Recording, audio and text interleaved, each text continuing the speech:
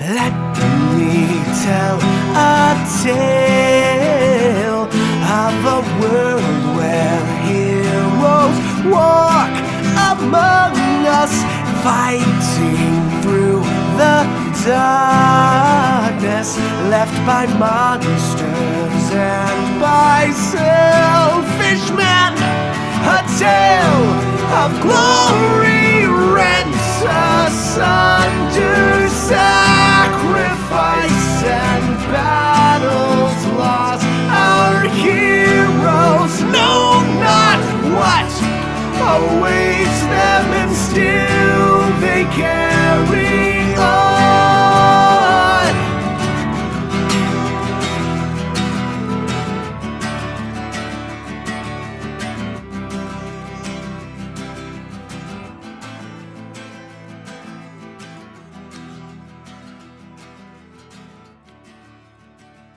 Alrighty, hello everyone.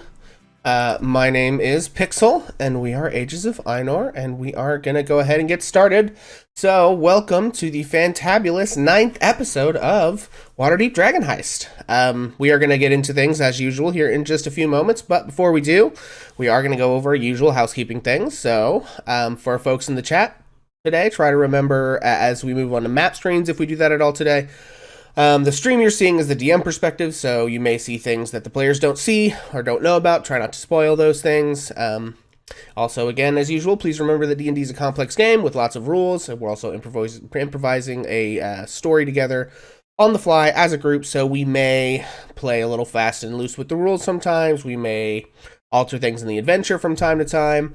We may even forget specific rules entirely and have to just make something up on the fly. So if you know a ruling and we seem to be questioning it, you can ask us, or you can let us know that in chat. But also, if the moment passes, we probably won't go back and change things. So be aware of that.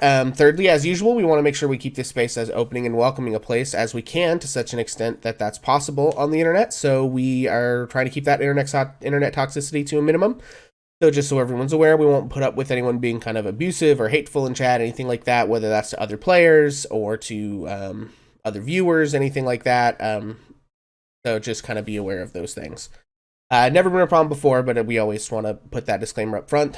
And then just a reminder for anybody, if you can't catch the whole episode, we do put these up on YouTube and as a podcast after each episode at some point during the following week. So if you miss part of the episode or whatever, don't worry about it. We will still catch it. You can catch up on YouTube or podcast the following week. So, and then as usual, last thing before we get started, I'd like us to go around and cast once more. If you would please introduce yourselves and your characters before we jump in. We will start with Cass. Hi everybody, I'm Jacob. I play Cassius Anweir, the changeling bard and de facto healer of the party. Don't have anything to plug. I hope everyone has a wonderful time watching. Thanks for coming.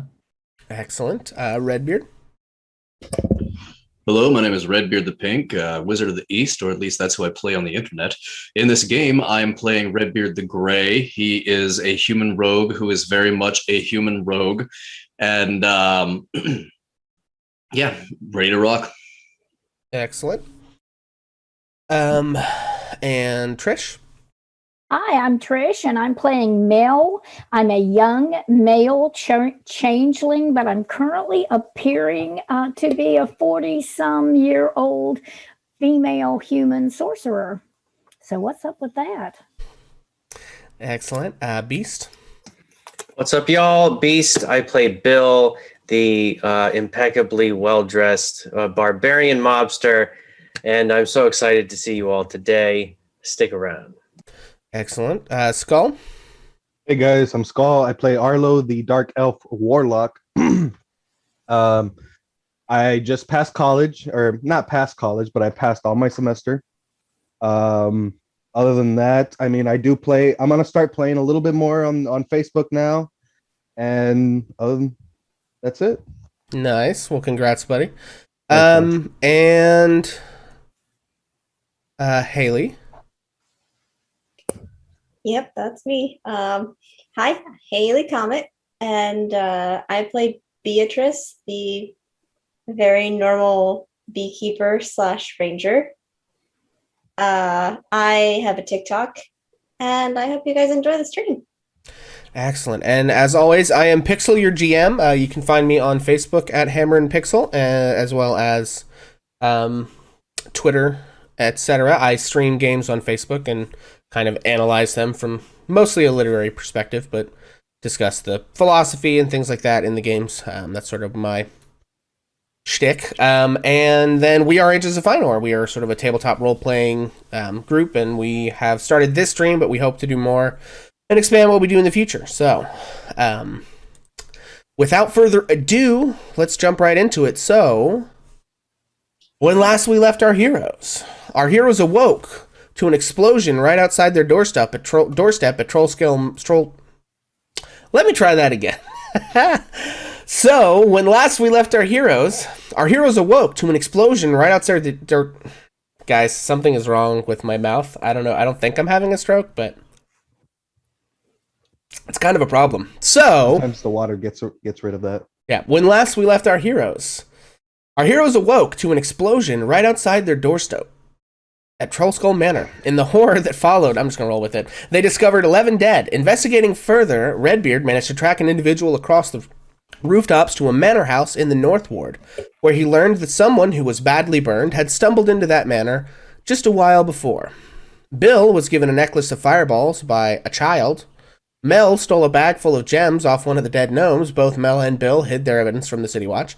And Beatrice questioned a noblewoman who told her she saw a strange man-sized puppet throw something into the alley that caused the explosion and then flee across the rooftops.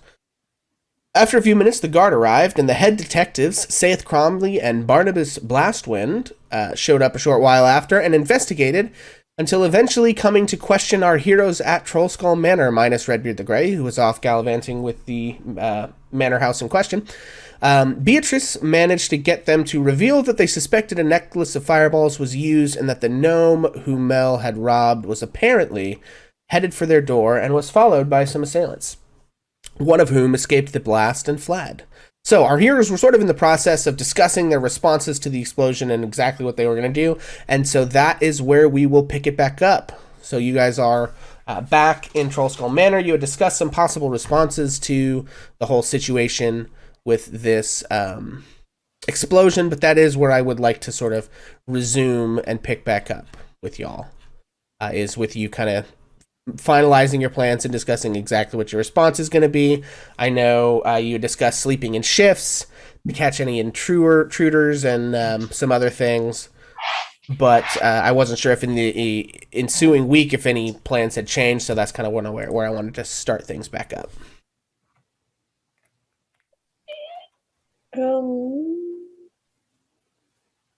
Yeah, I think we're sleeping in shifts, and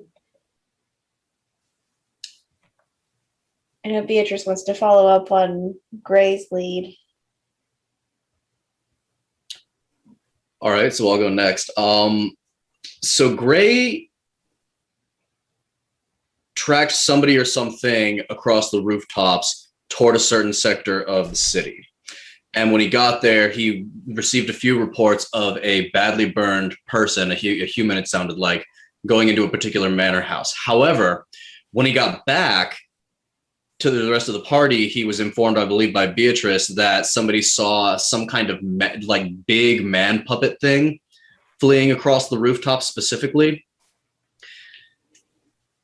And because there was a little bit of damage to the tiles and stuff, I feel like whoever it was in a hurry, and or it was someone or something kind of heavy. Even though it could move across the rooftops, it might not have been the most like agile or graceful or light-footed thing. So I feel like I've got two separate leads here, or I've got one person or thing that can like transform or was wearing some kind of armor. So I kind of am going to approach this as if I think I might be looking for two different assailants, two different people.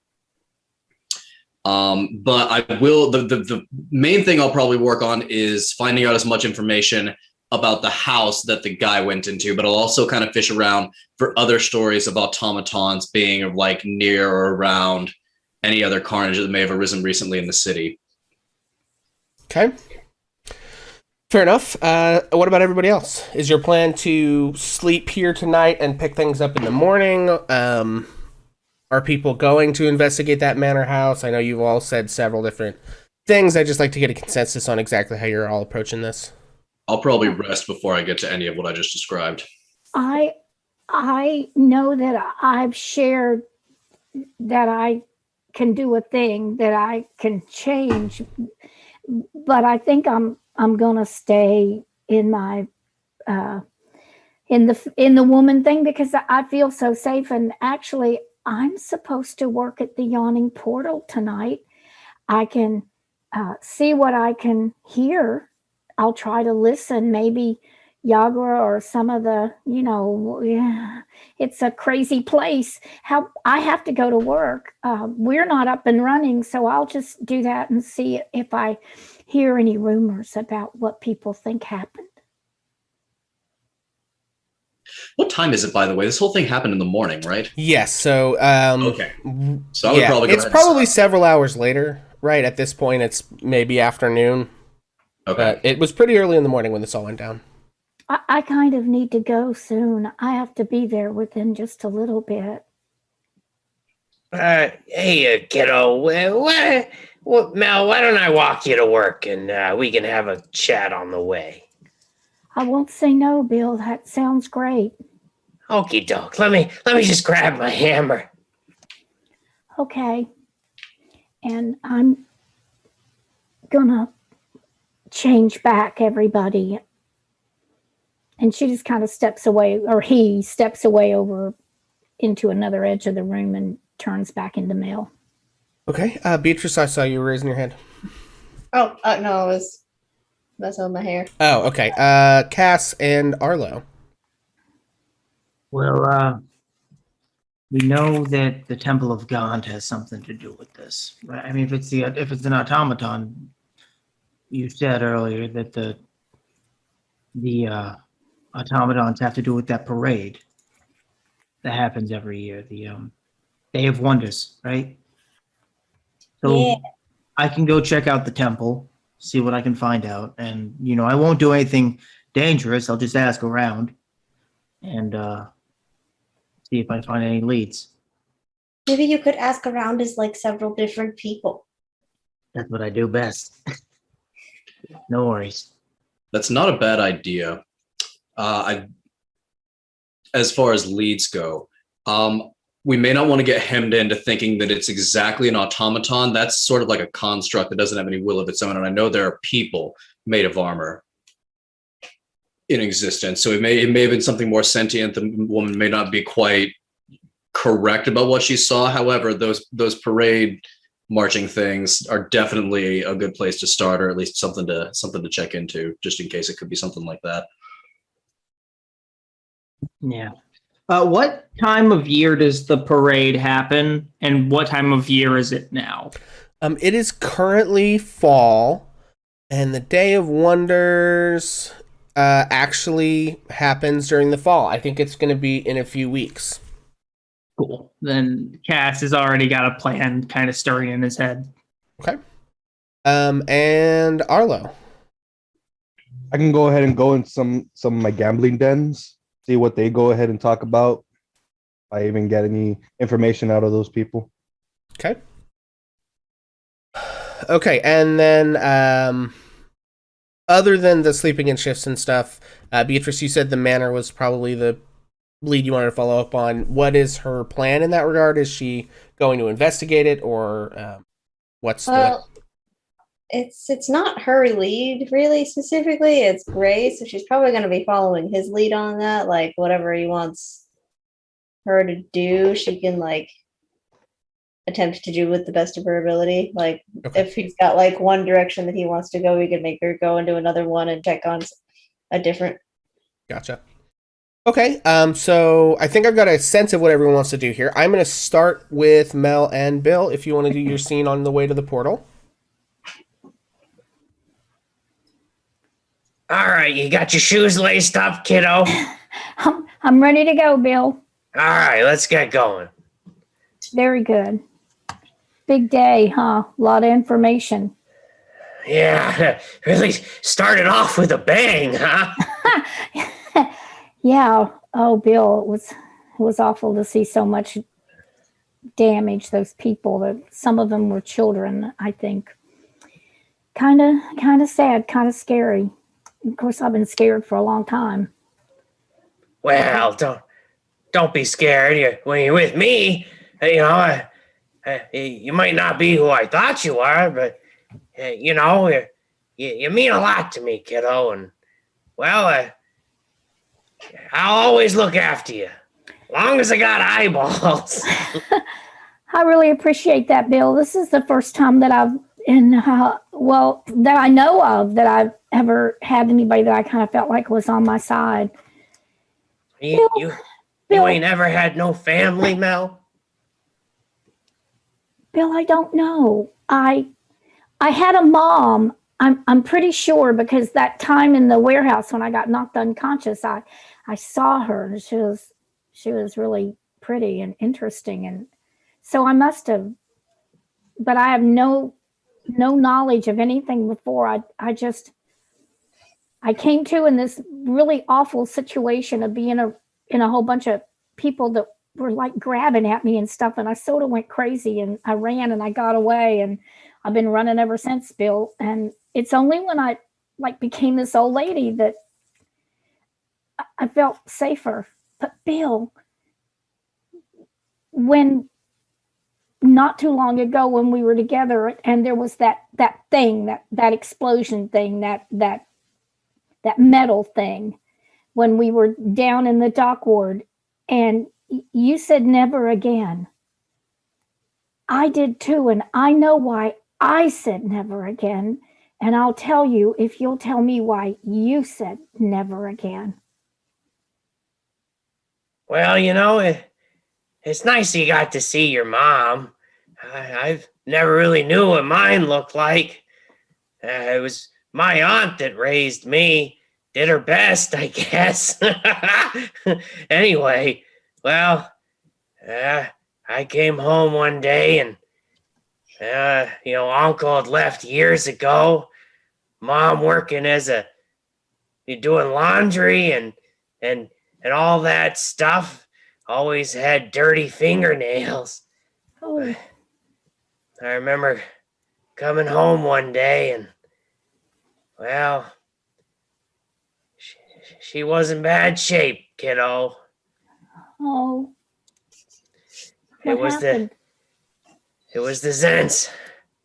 Turns out we owed them quite a bit of money. And, well, she paid what she could when she could, and wasn't good enough for them. They burned her alive, kiddo. I'm sorry, Bill. I'm so sorry. Well, that's why I do what I do. I'm gonna That's get why- in there, kid. That's why you're pretending to be mostly crazy when maybe you're just a little bit crazy. You could put it that way. Sure. Bill, what happened to that thing? Do you know? Because I've seen one of those before, and when it was in that dark drow's hand, Bill, I've seen that before. You're I think talking it about was when. the big old boom wand? Yes. Where is it? What happened to it? Oh gosh, I got lost in the scuffle. I know Big Blue's got all the little metal balls for it. Whatever that funny powder is, don't taste too good. We need to find that, Bill. If one of Alright. us has it, we need to find that out. I've Well- seen one of those, and it was really, there were bad people, Bill, and they were using that in a bad way. I don't know how you could use it in a good way, but so keep your mind off that, kiddo. You got work to do, and well, your big brother Bill is here to sniff out the tracks. I think Cass is going to be my big brother too. You know, I didn't even know that this thing that I do that it was a thing that anybody else did, Bill. And so I'm pretty excited about that. There's more than one of me. I don't know how I got to be this way, but Bill, look, like Red was saying, or Gray was saying, I'm just a kid. Bill, I haven't lived the life of just a kid in the last however long it's been that I've been here. I've been in some really tough situations, and look at me, I'm still alive and I held my own. So, Bill, I can help. If you need me to be somebody, or you need me to hear something, or you need me to find something out, I'm not strong like you, but I'm tough, Bill. You can depend on me. I won't let you down. I know you're telling the truth, kiddo. Don't you worry. We're gonna need you, and everything that you can do coming up here soon. I got a nose for trouble, and it stinks. Just so you know, I can take it. And you just remember, kiddo, you stay behind me at all times. I don't need you running up in front and being a hero. Okay, Bill. All right. Well, you say hi to Durnan for me. I'll do it. You take care. Thanks for walking me. All right, Mel. See you back at the manor.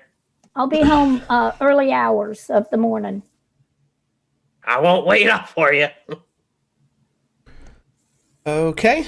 And then, so Mel, you go into work at the portal. I think we'll come back and deal with what, if anything, you find out working at the portal. I would like to maybe bounce over to, let's do maybe Cass next. So yeah, go ahead. If Cass is leaving at around the same time as anybody else, he's gonna, whoever else is like pursuing a lead actively in the moment, he's gonna just tell him like, "Hey, you've got this," and give him bardic inspiration. Okay. So I don't know if it- anyone is pursuing a lead right now. I probably will get started on what I was talking about, and I also do, if Beatrice is coming to me and being like, "Hey, what do we do?" I do kind of have an idea for her. So what I'm going to suggest is that we update your business model a little bit. Actually, you do some vending in the North District. I think, is your stand mobile at all, or is it in a fixed location in the market up here? I mean, I know that it's a stand, but I don't know how mobile it is. I can like go throughout the North Ward and like offer like, hey, this is where my stand is. This is the stuff we have. It's amazing. You should come by and see it. Well, this is the idea. I think your stand is not too terribly far away from what happened here, isn't it? DM, do I have that right? Let me go look at my map. Excuse me just a moment. But it's in a market. Oh, no, you know what? Yeah, your stand is in the Market District. So Troll Skull Alley to the Market District. Like, roughly how many blocks are we talking? It's about a mile away. At least about a mile away. Okay. Versus from where you were to where you tracked down to you think this manor house is like, let's see, about 1, 2, it's about 3 blocks away. So okay, interesting. So it's fairly close to where I tracked the thing to, and it's within a brisk walk of her stand. Yeah. Not really. It's in a totally different direction and much farther. Oh, it's in a different part of town? Yeah, so the North Ward, the Market District abuts up on the North Ward, and hers is in the northern part of the Market District, but you guys are well into the northern part of the North Ward. So from Troll Skull Alley to her stand is about 6,000, a little over a mile, and from her stand to where this thing happened, the quickest route is about another mile. So it's like this giant V. Like Okay, you'd have to so go way down and then come. The point I'm making is these two locations are all within 1 to 2 miles of each other. We're talking about a market district. So do I think it's reasonable to assume that folks from like the area where we live and or the area where I tracked that thing to will come to the market district to do some of their shopping. Sure. Maybe. I mean, the market district is it's really the trades ward is what it is, and it's. Well, here's what I'm It runs getting. up like the whole eastern side of this thing, abutting on almost every other district except the C ward. Here's kind of what I'm getting at. If Beatrice doesn't already, I think maybe we add like a fistful of like light eats to her menu, I guess, like, you know, maybe a few pastries, sandwiches, something like that to have with, so that people, and also getting her like 2 to 3 little tables to have her stand almost start to spill out into the into being a little bit of a cafe sort of thing, so that folks can sit down and talk with each other while they like have a treat, something to drink, and then see if she can overhear anything. Because this happened close enough to the market district that I feel like gossip may start to fly around the market district about what happened, and that is what I'm interested in having her collect. And or if the stand is like a cart, if it's mobile, she could pick the whole thing up and take it closer to where we need it, and then set up what I just described, so that we can try to get some of the local rumors in kind of like a guerrilla marketing sort of setting. Okay.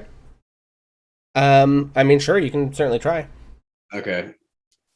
And then I just want to follow leads, doing, you know, my rogue thing, impersonating people, sneaking around, asking questions. Again, under the assumption that I may actually be tracking 2 different targets from this story. Yeah. And also finding out about who lives in that manor and what they're about. Did I learn that they were involved in one or another of the gangs in the city? I feel like I remember being told that at some point. I might be misremembering. If you don't remember, I don't think I have it written down. I'm sorry. Okay, so I don't. Right. Well, then that's what I would just check into who lives there and what their deal is. Okay. All right. Fair enough. Back to Cass. Before Cass leaves, I ask if I can go with him. What I'm doing is going to require a little bit of shifting faces a little bit. I don't know if it would be super, and I'm planning on going to disguise as some pretty official people. It might not work out great if a known gambler and a city official are inspecting a place together. If you understand what I'm saying. Yeah, if you I want to got come you. scope it out, like, just, you know, don't come in and flash a badge around, because No, I won't. I mean, if you allow me to come with you, I won't. I'll just listen to you. If you tell me to stay hidden, I'll stay hidden. yeah, I mean, just I would just say stay out of sight. Don't, like, maybe peek around some corners and stuff. Maybe take an opening or two when I'm there, but leave the talking to me. All right, I got you. All right, let's go. And Cass looks over at Red and says, "You got this," and gives him bardic inspiration, just so his snooping, he gets a d6. Okay. Okay. All right. And he heads to the. Before he heads out, he takes the form of a figure everyone in the party may recognize. I used to Staggett, the guard captain that helped them in the warehouse. Eustace Staggett. Excellent.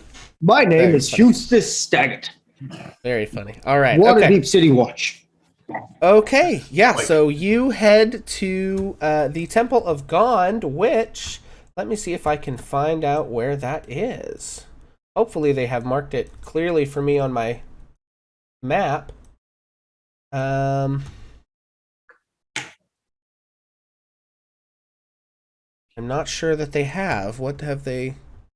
Seawatch Street and Shark Street in the Sea Ward. So there it is. Okay. Alrighty,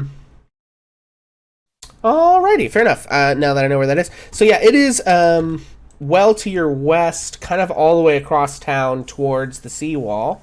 About a block or two away from that, but it is a pretty direct shot over there. You would kind of go down to Delzorin Street and follow it all the way over, and it pretty much takes you right there. Once it crosses over the street of the Singing Dolphin, it becomes Shark Street and crosses over the Street of Whispers, and then at the corner of Seawatch Street and the Street of Whispers, and also Shark Street, kind of this three-way intersection again, you find the House of Inspired Hands, also known as the Temple of Gond. The House of Inspired Hands looks kind of like a cross between a temple and a workshop. You can see the symbol of Gond, which is a toothed cog with 4 spokes, displayed prominently on the front of the building. And you see the silhouette of a humanoid shape perching on the rooftop. It extends an arm, releasing a tiny metal sparrow into the sky. The bird does a few loops and then veers right towards you. What is your AC? 15. Excellent. Okay. Does it have a plus to this? No. Okay, I'm just gonna roll that dice. Woo! 3. Okay, so this thing like swoops at you crazy fast, and almost kind of, so you think it's veering towards your head, but at the last second it veers away and just like smashes into a wall, and there's like a little shower of sparks, and this little mechanical bird is like twitching on the ground like Cass and then goes to pick it up if he can. Yeah, and then you see I'll say Arlo, you may be looking up at the temple, looking at the source of this thing. The shape disappears into the temple. So, and okay, so you say you pick it up and look at it. Yeah. Okay. Do I guess maybe an investigation check? Investigation. Here we go. Hey, that's an 18. Okay. Yeah, so this thing is a rather cleverly crafted little mechanical bird. You can see all kinds of very complex little cogs and gears. There's a tiny little kind of arcane crystal powering this thing, which has cracked and is no longer functional. Obviously, this thing is pretty well destroyed from the speed of its impact, but it is a quite clever little design. I'm not sure with an 18. I don't know with your background. You haven't really run into much like this, other than this is some very ingenious little invention with a lot of very delicate work on the inside of it that for some reason just smacked itself into the side of the building next to you and died. And he shoves it into one of his pockets. Okay. And just kind of glances over at Arlo to see if he saw anything. I mean, I would tell him that the thing disappeared. What you told me? Okay. So I was looking at that thing and it just kind of disappeared. Is that normal or? I've never been here. I can't tell you. But did you get a description? Like, do you know what it looked like? I know he told me, but can you tell me again? It was a silhouette of a humanoid shape. That's what the adventure says. All right, so yeah, I just saw a silhouette of a humanoid shape that just kind of like disappeared. Someone tossed it. All right. Well, oh no, my cell phone is going.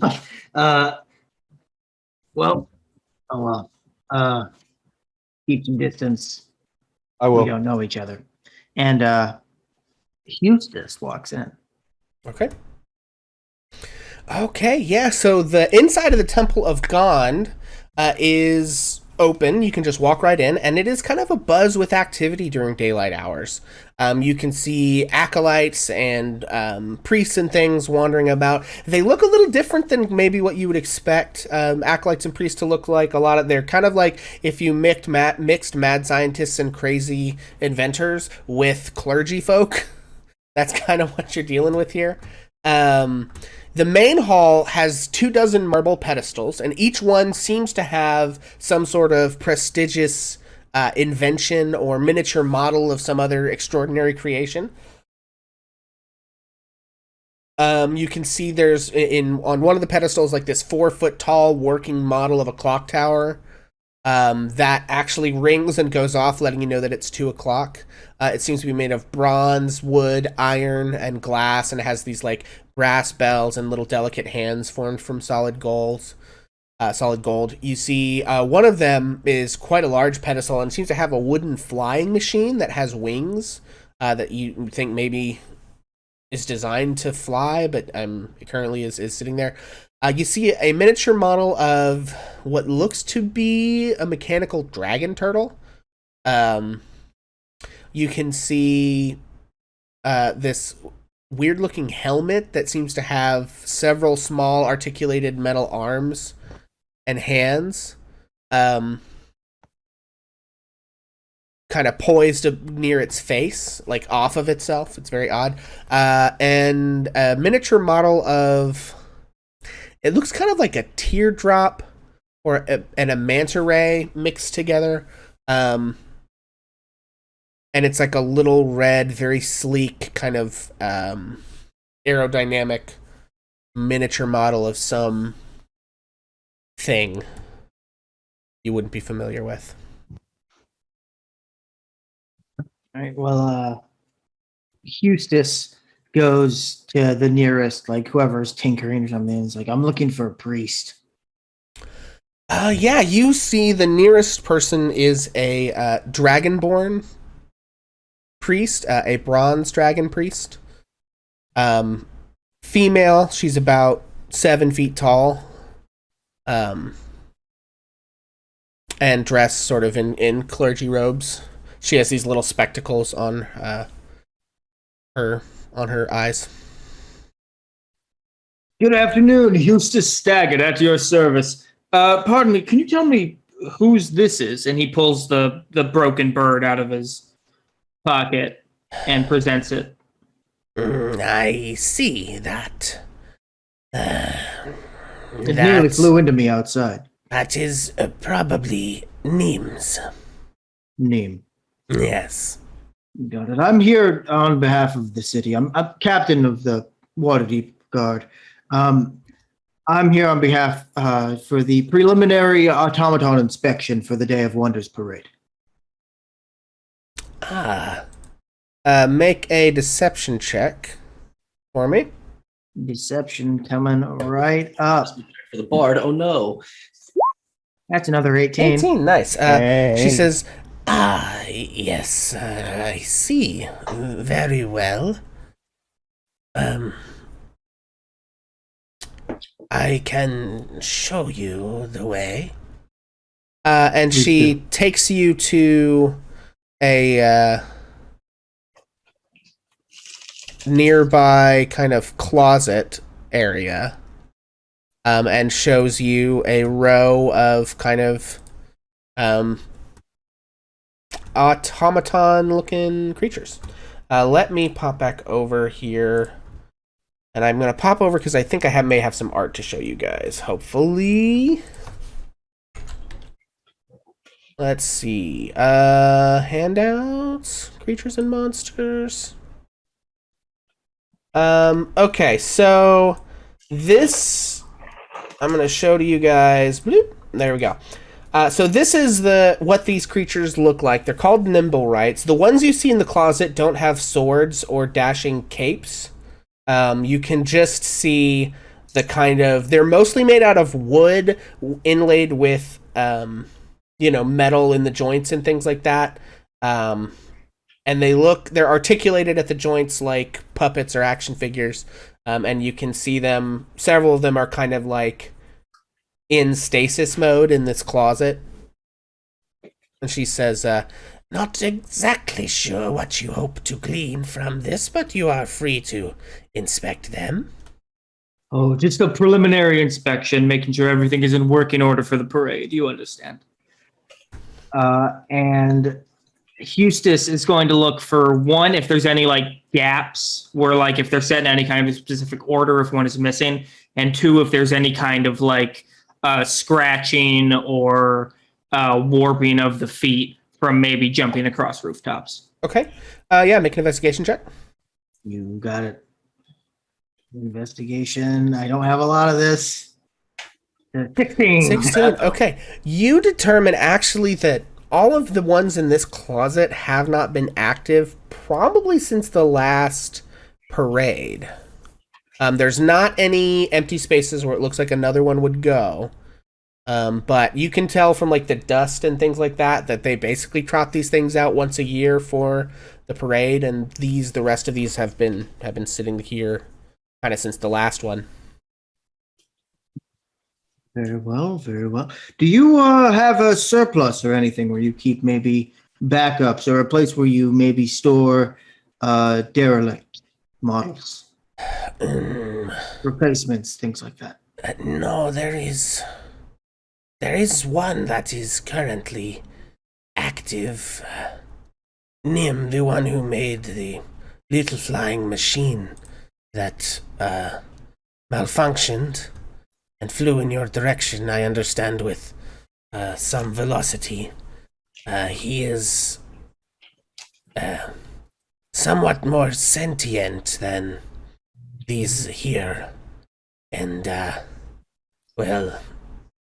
he is upstairs. A bit of a troublemaker, honestly. Would it be all right if I talked to him? Certainly, I need to go and speak with him about this creation anyway. Very good. Thank you. He was gifted to us by a Lantanese wizard some time ago, and, well... Oh, Neem is the automaton. Yes. I see. Yeah, and so she leads you up this spiral staircase into As the attic. Eustace is walking out real quick, he kind of like makes eyebrows to Arlo, like trying to be subtle, Okay. just being like, use your brain talk thing, keep in touch. Okay. Yeah, make a sleight of hand check, and Arlo make a perception check. That's a 19. Nice. I'm killing it. And it's Oh, really roll. good gosh, guys, dang. Yeah, he waggles his eyebrows a little bit, and you understand exactly what he means by that, Arlo. So yeah, Scratching my head. Might as well use okay. his eyebrows, just spell it. right. He does a Jack Black thing with his eyebrows, and In code. transmits the exact message. Please keep in touch with me with your funky mind speak. And over the mind speak, whenever it keeps in touch, he says, "You've got this," and gives him bardic inspiration. Of course. Just Okay. in his brain. Okay, so she leads you up this spiral staircase, Cass, and leads you up to the door to this attic that it seems this thing uses as a lair. It's a solid wooden door. There's actually kind of a sliding eye hole in the thing, and she gets up top and looks at the door and sees this lock, this kind of massive padlock on the door, and gives a big sigh and says, he has locked himself in again. I do not have a key to this door. Question: if I were to cast heat metal on this padlock, could I use the heat to kind of warp it and maybe bust the padlock? That is a fantastic idea. And I did describe it as a metal padlock, and it does use one of your second level spell slots. It'll take an athletics check probably to bust, but it would be possible. I'm not very athletic, but I can give it a shot. Wanna- First, I'm going to ask, do you mind if I try something? I'm going to heat the. I've taken a few magic courses with the black staff, and if I were to heat this padlock, would you be okay with the possible damage of me breaking this lock? I away suppose, yet. but perhaps we could try speaking to him first. Knocking is a better idea. This is obviously a last resort. I just wanted to get your okay before we do anything. Obviously, this is your temple. Door in. Respect Certainly. to you. Well, if he won't open, we cannot break down the whole door. But perhaps, if he is not responsive, why don't we try knocking first? Of course. Would you like to go ahead? He knows you. I feel like talking to a city guard in any case always can make one a little bit more paranoid. Yes. sometimes there are bad apples. And she gunk gunk gunk knocks on the door and says, Nim, someone is here to ask you some questions. Also, we found your little mechanical bird. It attacked them outside. You know what I have told you about making things with a mind of their own, Nim. You always seem to muck it up. Now answer this man's questions, please. And you hear some noise on the other side of the door. Can I determine if it sounds like they're walking towards the door or if they're like looking it for a window? You hear some shuffling. Make a perception check. Perception coming right up. Oh no. An 8. Hard to tell. And over the brainwave talk, the awakened mind or whatever, just like check the back window. I got you. Okay. So I'm in the front, right? Where? Yeah, I don't know. Did you go in? Because in order to see the eyebrow waggle, you would have had to go into the temple. So I assume that you're in the main hall of the temple still. All right. So he says to go check. So describing the main hall, is there like an actual back that I can go to, or? I feel like from the main hall, the back is probably back into like the acolytes' quarters and stuff. So you could either try and sneak your way back there inside the building, or you can go outside and walk around the building and keep an eye on it from outside. Whichever you think.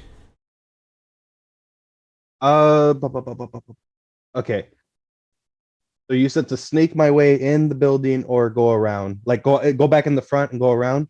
Yeah, I mean, like if you think like this is kind of a church and there's some area of this place and it's kind of a mix between a church and like a tinkerer's workshop, basically. So there's probably, and you're in this hallway that's like the main clergy, like the main worship hallway, right? So there's all these inventions on these pedestals and there's benches and this is where the ceremonies happen and stuff like that. And then you can tell that there's a back other part of this building, right? That is, you would assume this is where the priests live, this is where they have their workshops and where they tinker on crap. So you could either traipse your way through the inside of this building, or you could go outside and watch to see if there's, and you can't tell from here if there's a window on any side of the attic, and I don't know that you noticed on the way in because you wouldn't have been looking for one really. Yeah. So is there anyone in here? Like, except it's bustling with a lot of priests who are doing things. Would I be like suspicious? Yeah.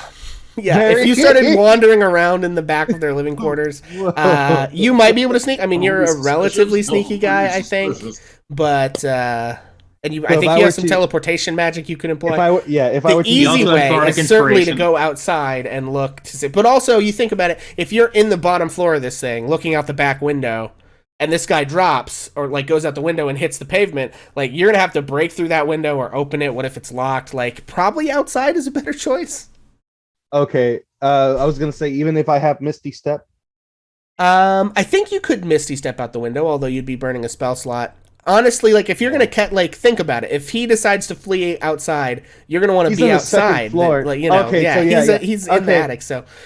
So looking at like their tools and everything, wow, this is very impressive. As I'm just walking around, as I go back outside, and start like going around the corner. Okay, yeah. So you go around the corner and you're trying to kind of keep an eye on the attic. I mean, you know that there is some sort of entrance and exit to the roof, right? Because you saw the thing on the roof. You probably can see there's one or two windows as you're sort of casing the joint to try and keep an eye for this guy. And Cass, what are you doing? Cass waits for a solid 10 seconds, just trying to make small talk. Just like, so are you the head priestess or are you just an acolyte? What's the position to refer to you as a simple respect, if that's all right? I am a priest. Ah, yes. Well, I am a captain, but I already said that. It's taking a while, huh? Yeah, ask him a question. Perchance he will respond. Yes, and I knock on the door and just like, excuse me, Neem, this is Eustace Staggett of the City Watch. Your bird hit the wall next to me while I was outside. Can I give it to you? I was curious about it. Okay, yeah, go ahead and make a persuasion check with advantage as... That's a nat 20, baby. Yo! Wow. I am killing Nice. it. Good lord, these rolls today, guys. Yeah, so after a little bit more shuffling, Nim opens the door, and you can see Nim is one of these Nimblewright creatures, one of these, puppet men. But it's dressed in like workshop clothes, but has kind of this leather apron, and it has this like tool belt of tools on, and you can see that it seems to have rather than tools, it almost has different like hand attachments that it takes off and puts on as it attaches things at the wrist, and like it has screwdrivers and it can rotate its whole wrist around, and it's got all these kind of like crazy little invention things. And you look in, and it's got its own little workshop up here, and the thing is kind of a mess of just little projects and tinkered objects and what have you. And Nim sort of like gestures for the two of you to step inside. Eustace walks in. And Nim begins, and Valletta walks in behind you as well. Nim kind of begins to gesture at Valletta. It seems that they have some sort of sign language that they use. And as you look at Nim, you're actually not sure how it would speak. It has like a mouth slit, but like you don't see any. There's no bellow lungs. It doesn't have any like articulative jaw and tongue. In that way, so it just kind of seems to have this sign language that's worked out with the priests here. And what was the question that you asked it? I just wanted to come in and I phrased it as I want to come in and ask about the bird. Okay. And I pull the remains of the mechanical bird out of my pocket. Yeah. And Valletta is sort of translating from the sign and says, "Hello, I am Neem."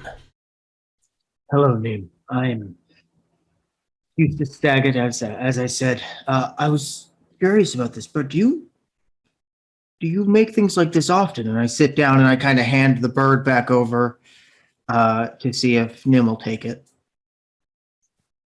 Yes. Yes. Well, And Valletta says, "Yes, he does. He is quite talented, but often his creations are flawed and cause us problems." And he looks, if he could blush, he would be looking somewhat bashful. the price of genius is high, but always worthwhile. And Eustace kind of tries to wink and just be friendly. Do you get out very much, Nim, or do they only let you out for the parade?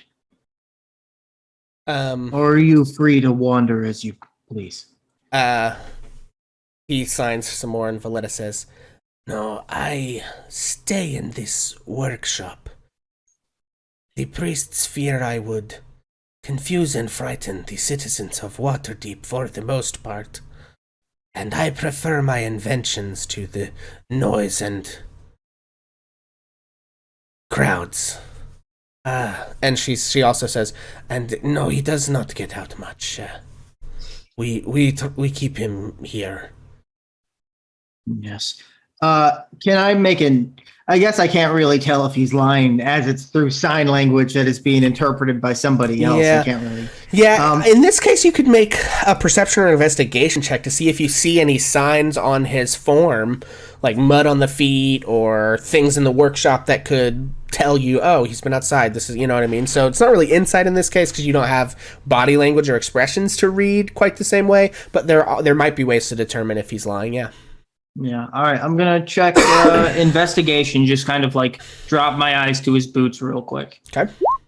That is a 12. Okay. Yeah, looking at his boots with a 12, you don't see any signs of like wear and tear that would lead you to think he's been outside recently. No mud or muck. Nothing in the workshop or on the floor that screams I've been on a foray recently. Well, I just wanted to know if you're going on. I'm inspecting the.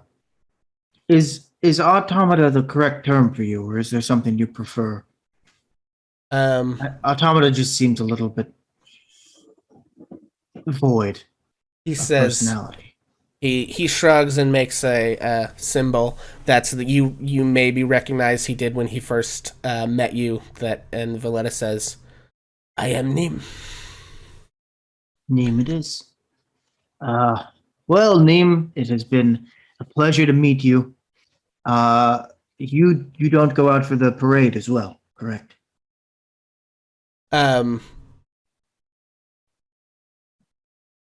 He signs to Valletta some more, and she says, "No, I don't. I find the mindless ones a little creepy, to be honest.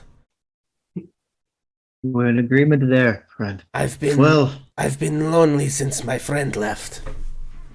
Your friend? Who is that? If you don't mind my asking. I built another Nimblewright like myself to ease my loneliness here. But it fled in confused terror of the horror of existence about a month ago, and I haven't seen it since. The horror of existence is quite horrifying. What did it look like you, or was it? Did it have any special markings or a special build to it? If one of these running around just for security's sake. No, I think it is probably the only other one in town at all. So if you see one, it is probably it. And at this revelation, Valletta says, "Oh, Nim, you've really done it this time, haven't you? If you'll excuse me for one moment." And she gets up and goes downstairs. Do you write? Do what? Do you write? Cassius leans in. Nim shakes its head, but while she's gone, it points over to a thing on it points to an invention on one of its desks. And this thing is like a little it's a very odd little contraption. It's got kind of a wooden handle and a brass like switch on it a little bit.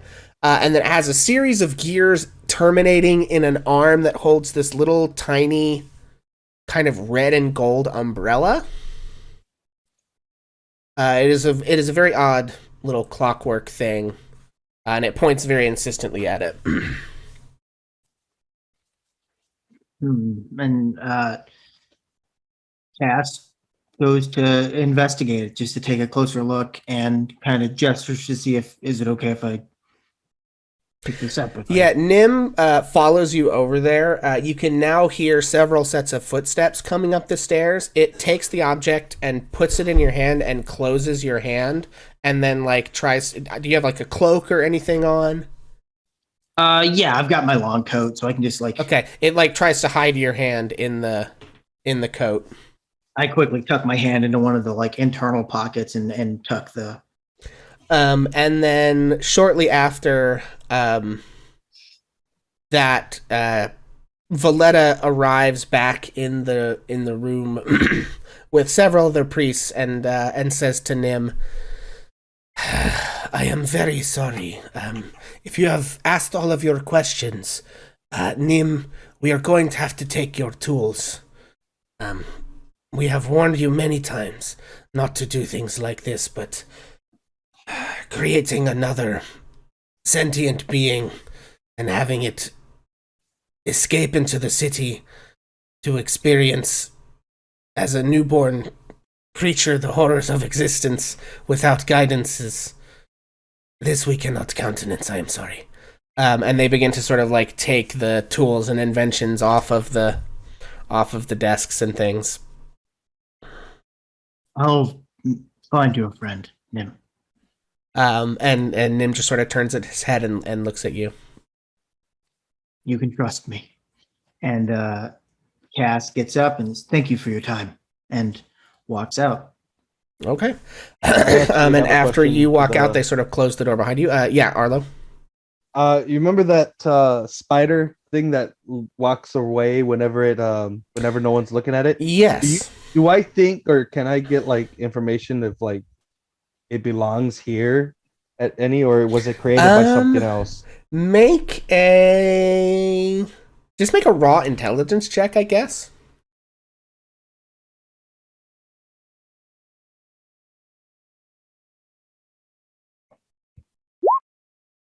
$14. I mean, it certainly is a similar kind of invention, right? It's been dyed purple, or painted purple, Yeah. kind of, because everything in that shop was purple.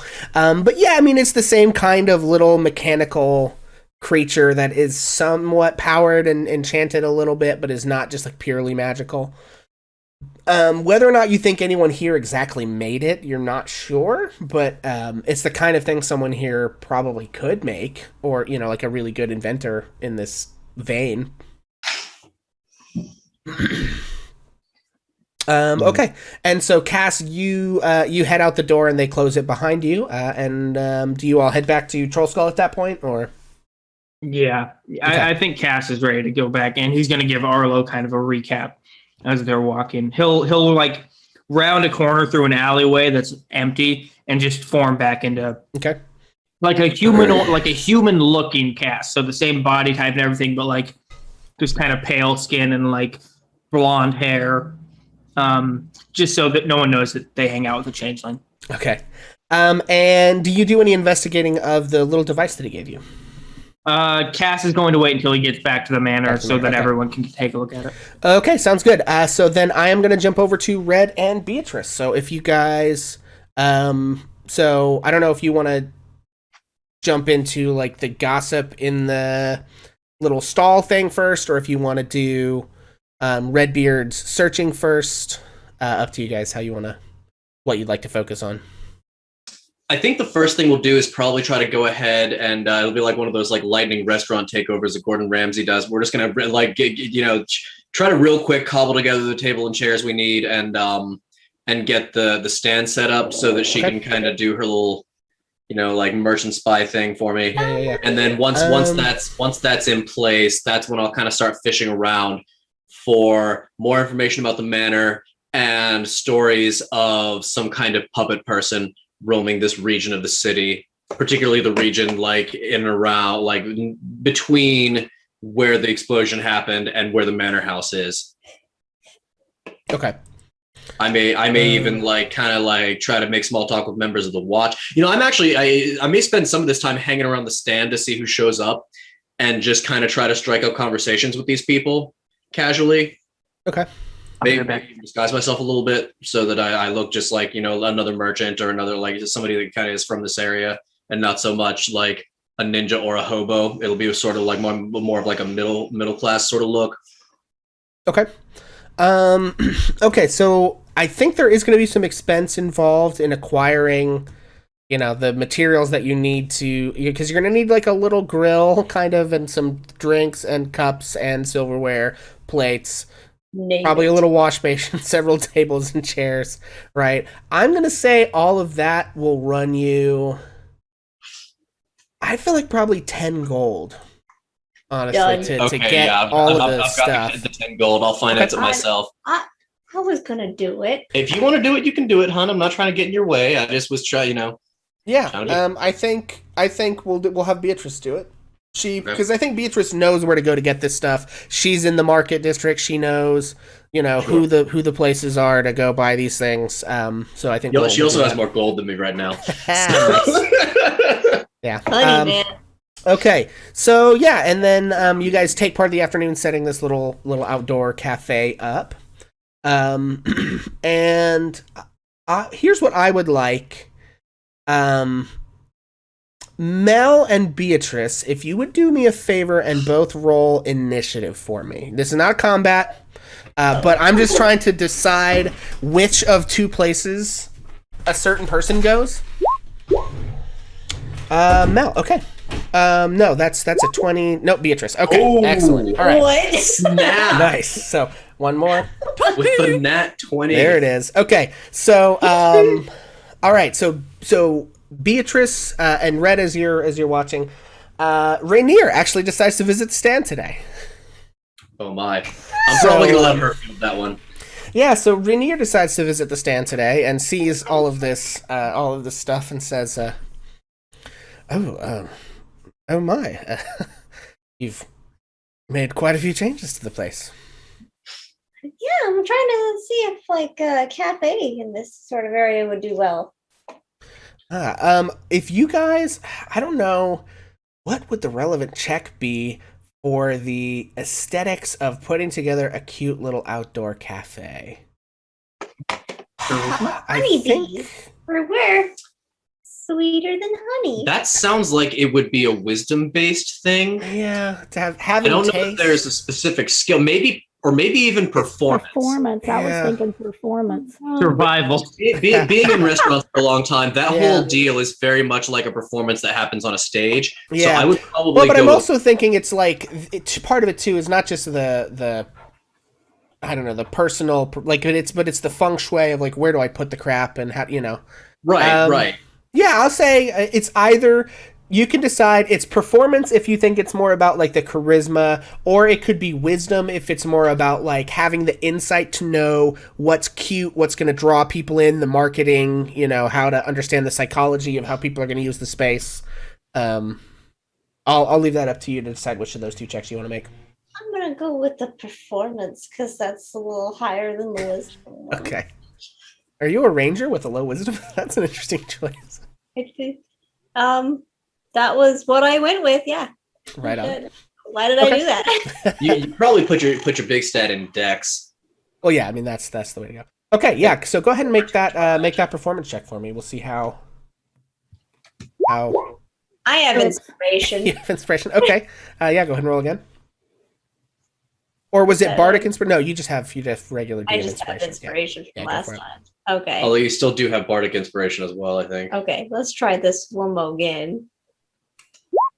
Hey, okay. Yeah, so it's a very cute little outdoor cafe, and so Rainier says, "Wow, I mean, it's really, really quite impressive what you've done with the place." Why, thank you. You should see my tableware. Oh, well, I guess if you don't mind, so what do you all have on the menu?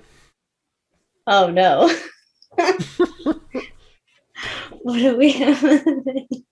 So it's like lots of honey stuff. Yeah. I would probably suggest to her like sweets. I mean, you've already got candy, so some kind of little like sweet pastry with like a little bit of honey or royal jelly or something could be a thing. But also maybe having something savory on the menu, like a bacon sandwich or something, to try to like maybe cut the sweetness of the honey in case somebody's not in the mood to just be overwhelmed with sweetness kind of thing. So maybe a couple, 2 or 3 little like sandwich like or pastry like things. Honey barbecue chicken. Hey, there you go. Some honey barbecue chicken. Okay, fair enough. So I think Rainier just orders one of the pastries. I think maybe Rainier has a little bit of a sweet tooth, and he goes for one of the pastries. He says, he can have that for free. You can tell he's a little like his brow is a little sweaty, his hair's a little bit damp, and he says, just got done practicing my swordsmanship, and I've earned a little treat. And so yeah, he sits down and is sort of kind of eating eating his thing and asks you, well, aside from you doing your whole little stand here, what's been going on with you and your friends? Well, we had the strangest thing happen outside our house the other day. Oh, Maybe today. Or today, I guess. Yeah, whichever. We had the strangest thing happen outside our house today. There was like this really big explosion, and it was pretty awful, actually. I think some people died. oh goodness. You hadn't heard about it, had you? No, actually, I suppose I had. I didn't realize that was your place. Oh, actually, I knew one of the individuals who perished today. Oh no, I'm so sorry. Well, it's kind of a long story, actually. When the Lords of Waterdeep ousted my father, I thought his long, dark shadow was finally gone for good. The truth is, I want nothing to do with him, but his spies hound me. One of them, a gnome named Dalakar, had been watching me for months. And then about 2 weeks ago, he was suddenly nowhere to be seen. My father didn't trust many people, but he trusted that gnome. This afternoon I've spoken to a few of his friends. They say he was on a special mission to retrieve the Stone of Golor, and was afraid that the Zentarum and the Xanathar Guild were close to catching him. When he heard about my kidnapping, he wanted more information about the adventurers who had rescued me, they said. I think he may have been planning to pay you to deliver this Stone of Golor to my father in Neverwinter. Huh. So, And it's unfortunate that that nasty business with me has gotten you embroiled in this rather tragic affair. yeah, stuff happens, I guess. Was he close to you? Honestly, I'm still processing, but I did not like the little shit. He followed me everywhere, constantly on the periphery, trying to get me to make amends with my father, who is a right bastard, truth be told. And, not that I would wish any ill on him, or speak ill of the dead, but, no. Suffice to say, we were not close. Is it do you think with the passing of your shadow, your gnome shadow, your father might try to come back to the city? Well, he's been exiled, so it wouldn't be the recommended course of action, and he's set himself up in Neverwinter as a man of import there, so I rather imagine he's got enough going on, but you can never tell, I suppose.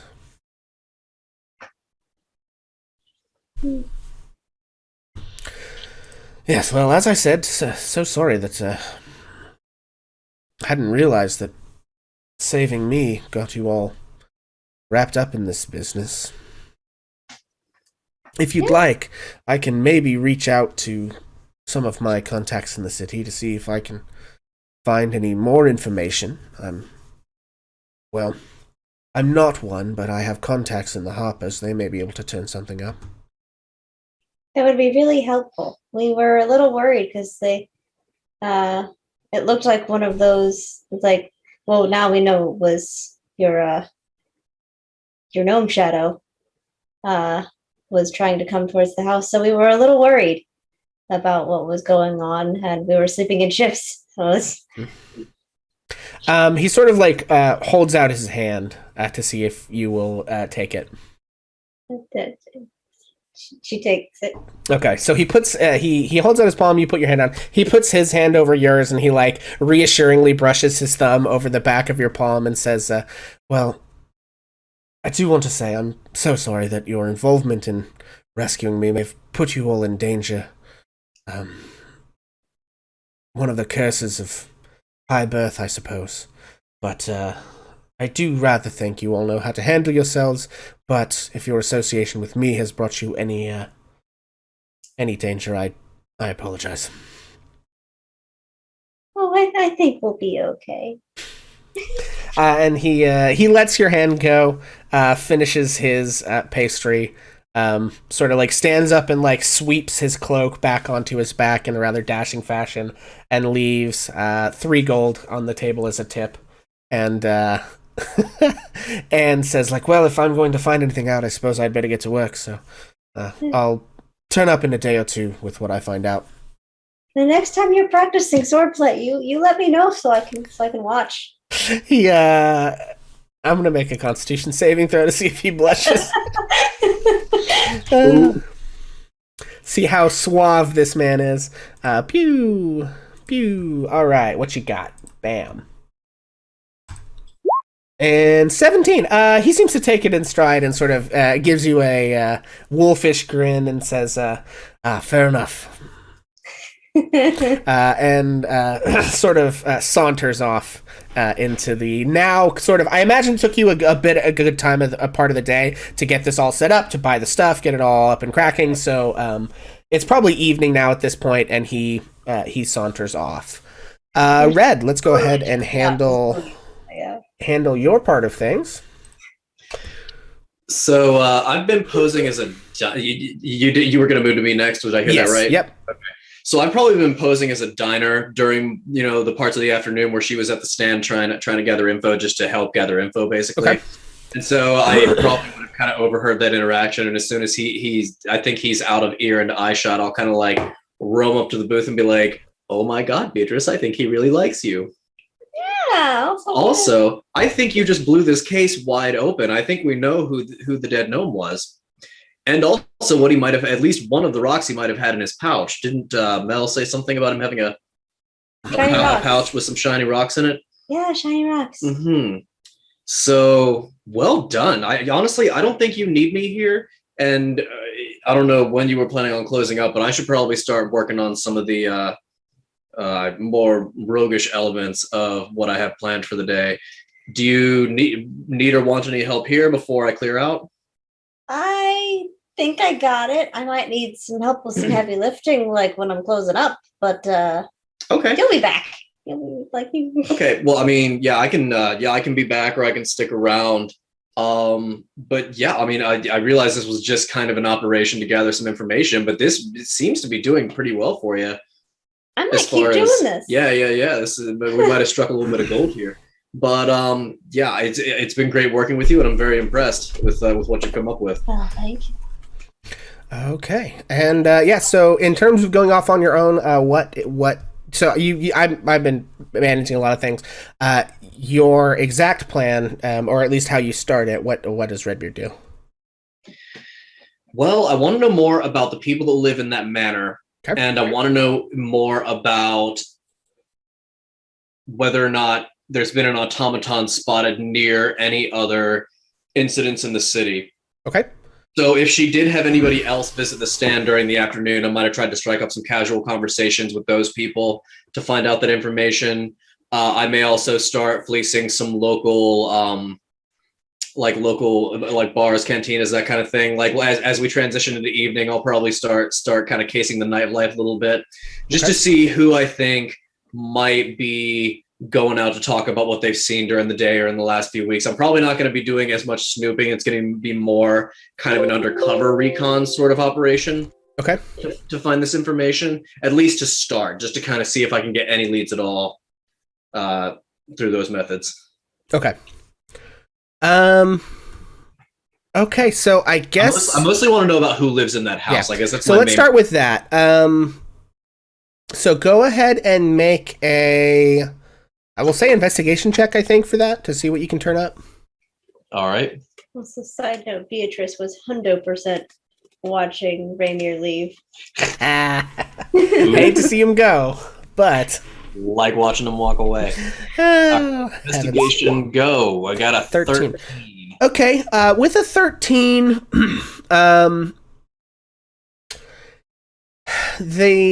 you discover that the people who live in that mansion are Orund Gralhund, or Lord Gralhund, and his wife,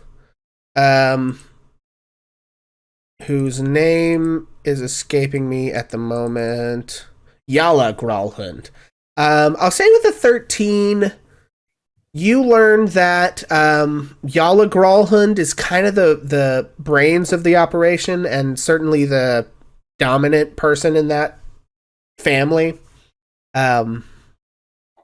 And that the gossip is that a few years ago, when there was an opening on the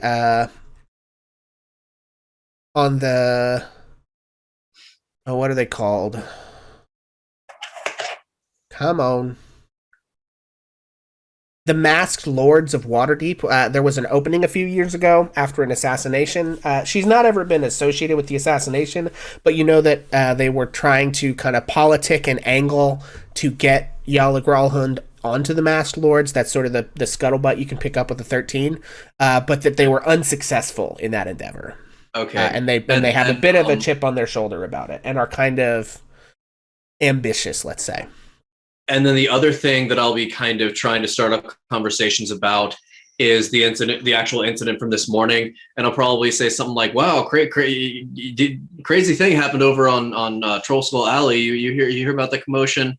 And if they have, might say something like, some people say they saw some kind of wooden or metal man running away from that scene. Almost like those things in the parade, the strangest thing, just to kind of see if I can get anybody talking about similar incidents that might have happened recently. That's kind of like how I'll. Okay. Make. It's really an interrogation, but I'm going to try to get it as a conversation. Okay. I think with that, make a persuasion check. 11. Okay. With an 11,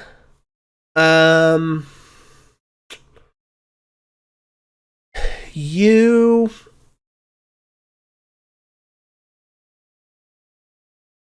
I don't think that anyone has seen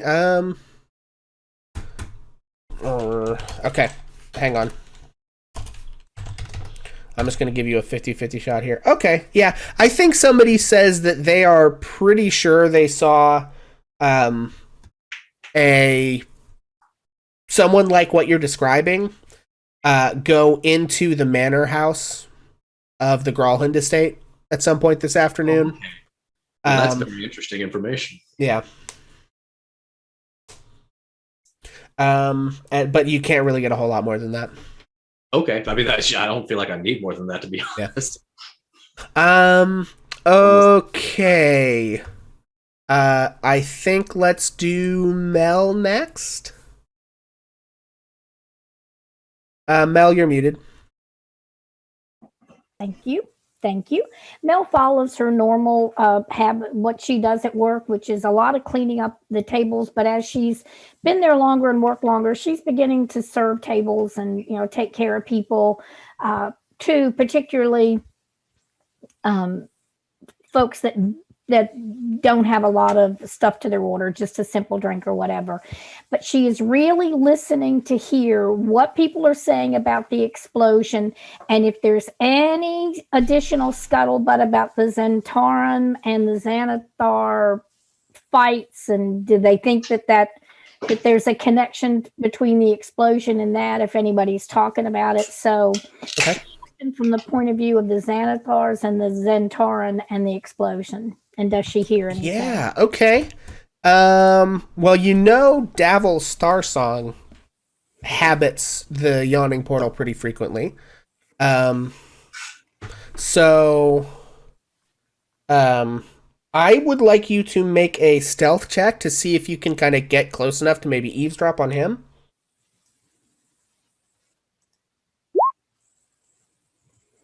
19, not bad. Okay, yeah, so you can definitely get within earshot, and then make a perception check for me to see what you can overhear. Ooh. Yeah, I think you have inspiration if you want to. That's a double nat 1, guys. God, brutal. Snake eyes. Yeah, man. Let me. All right, much better. Okay, with an 18. All right, excellent. Yeah, so here's what you find out. You find out that Davil believes. Let me RP this out. He's talking to some of his. Actually, you can see a group. Let me look these people up real quick. You can see a group of other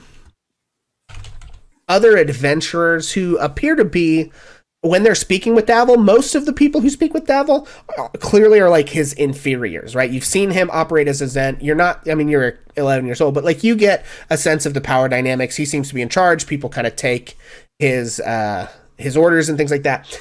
These people seem to be other adventurers who are maybe his associates more so than his like underlings that he is in contact with.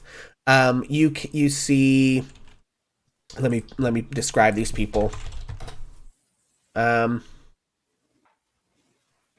You see a dwarf with. Is she a dwarf? Yeah, you see a dwarf with very dark skin and kind of a headscarf and like a purple necktie and plate mail with a massive warhammer. You see. Let's see. You see a gnome who is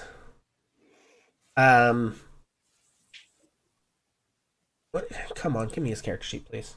Yeah, you see a gnome in who appears to be some sort of spellcaster. He's kind of wearing this like yellow cloak over his shoulder with like these very kind of flared purple pants and this like green and brown tunic. He's got like a knife at his belt and several little like potion bottles that he uses. You see this human woman. She has kind of angular features and black hair. She has a long sword and a huge battle axe, and she's wearing this kind of odd headdress. It has like a circlet around the top, and then it has these like wings that kind of come down off of it that like it's this cloth thing that has scale mail on it a little bit that covers her neck. And then she's wearing rather ornate kind of dark armor on her torso, and she's got this kind of red and gold and black striped pants and boots. And you see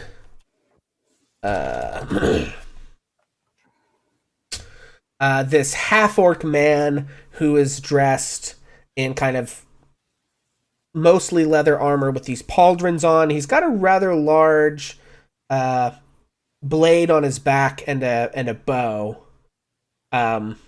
And his, tusks on his lower jaw, this long black hair, kind of grayish skin. And so he is speaking with all of them, and what you overhear him say is, well, all right, my friends. It seems they're making their play. That little rat bastard, Erstal Floxen, I believe has been spotted near that explosion in the North Ward today. I think he's after it.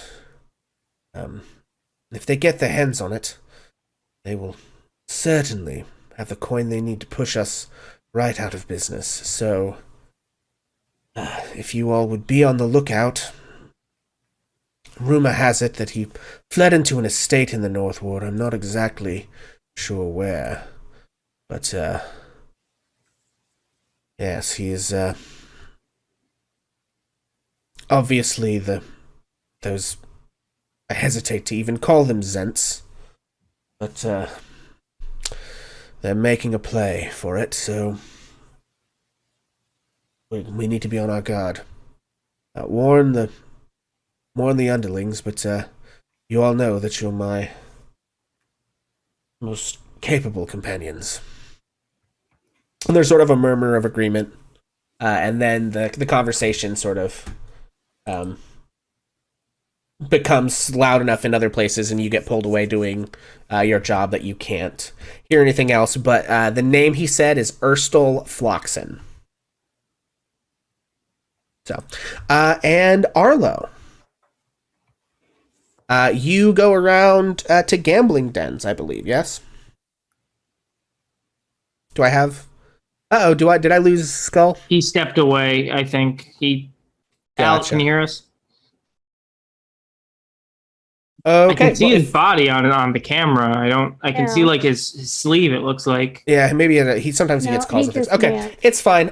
We will just come back to the next time you guys are all at Troll Skull Manor, and if I need to, we can go pick him up at another time. So yeah, knowing what you guys now know, at some point in the future, probably maybe like the next morning, I'm gonna imagine that you guys reconvene at Troll Skull Manor. Oh, there he is.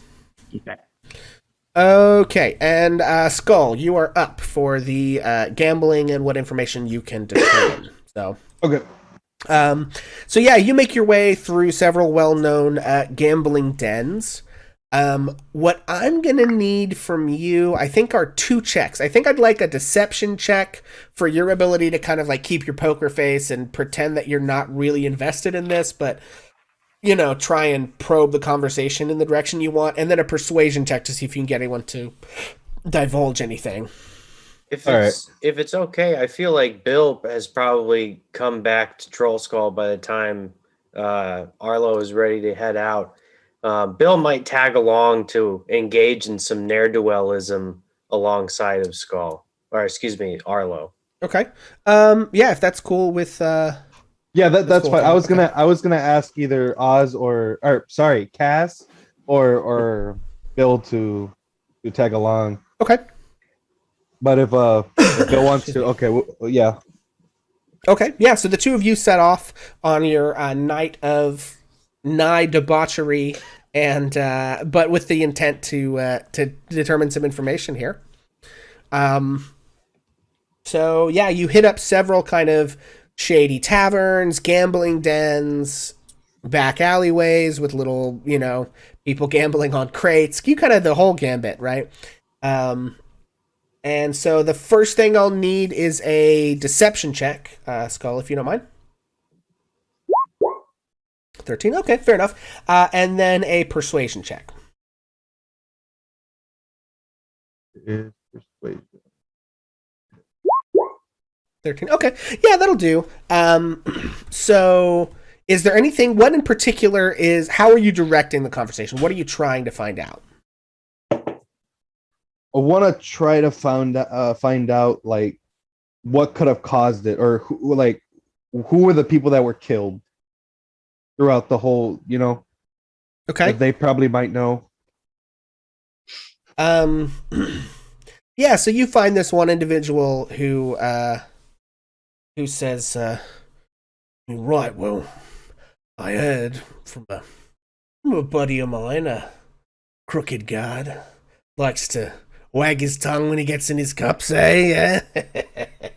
Well, listen, he told me that there was some little gnome got all burned up, but that some Zents was right on his tail.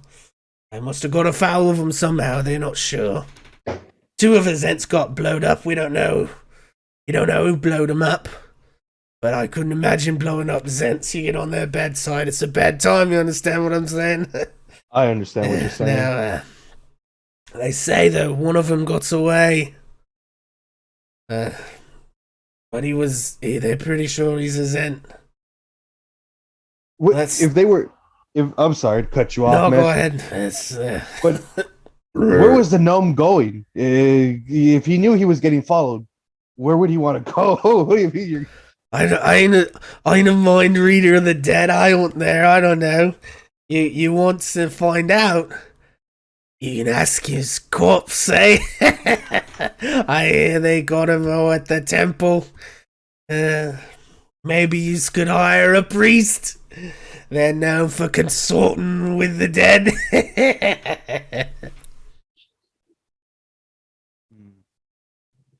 As I'm looking at my cards, I fold. Oh, what, too rich for your blood? Hey, drow elf. Maybe I might get you in the next hand.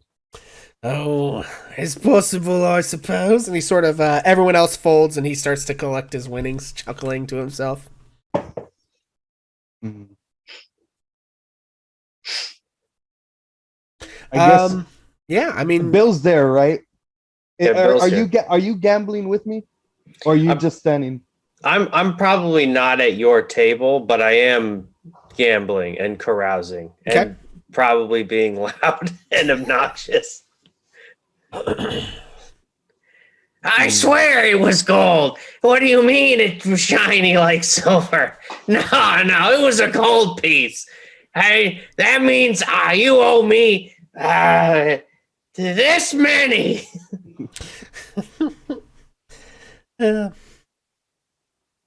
Okay. Yeah. Is there anything else you guys want to try to find out in either this exact scenario or like any other? Because I imagine you hit up a couple of places to try and spread out and find different ne'er do wells. Is there like a particular direction you want to? Hey, Big Blue. Why don't we go pick up Mel from work and we can all walk back to Troll Skull together? And I'll buy last round. Oh, that sounds okay. As I get up and I thank the man that shared the information with me. He says, "Oh, you're welcome at my table anytime, for as long as you're losing money, eh?"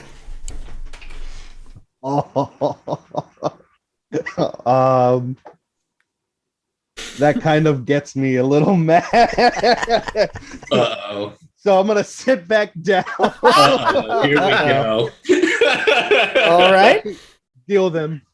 How much for the buy-in? What do I roll? I don't know. How much gold do you have?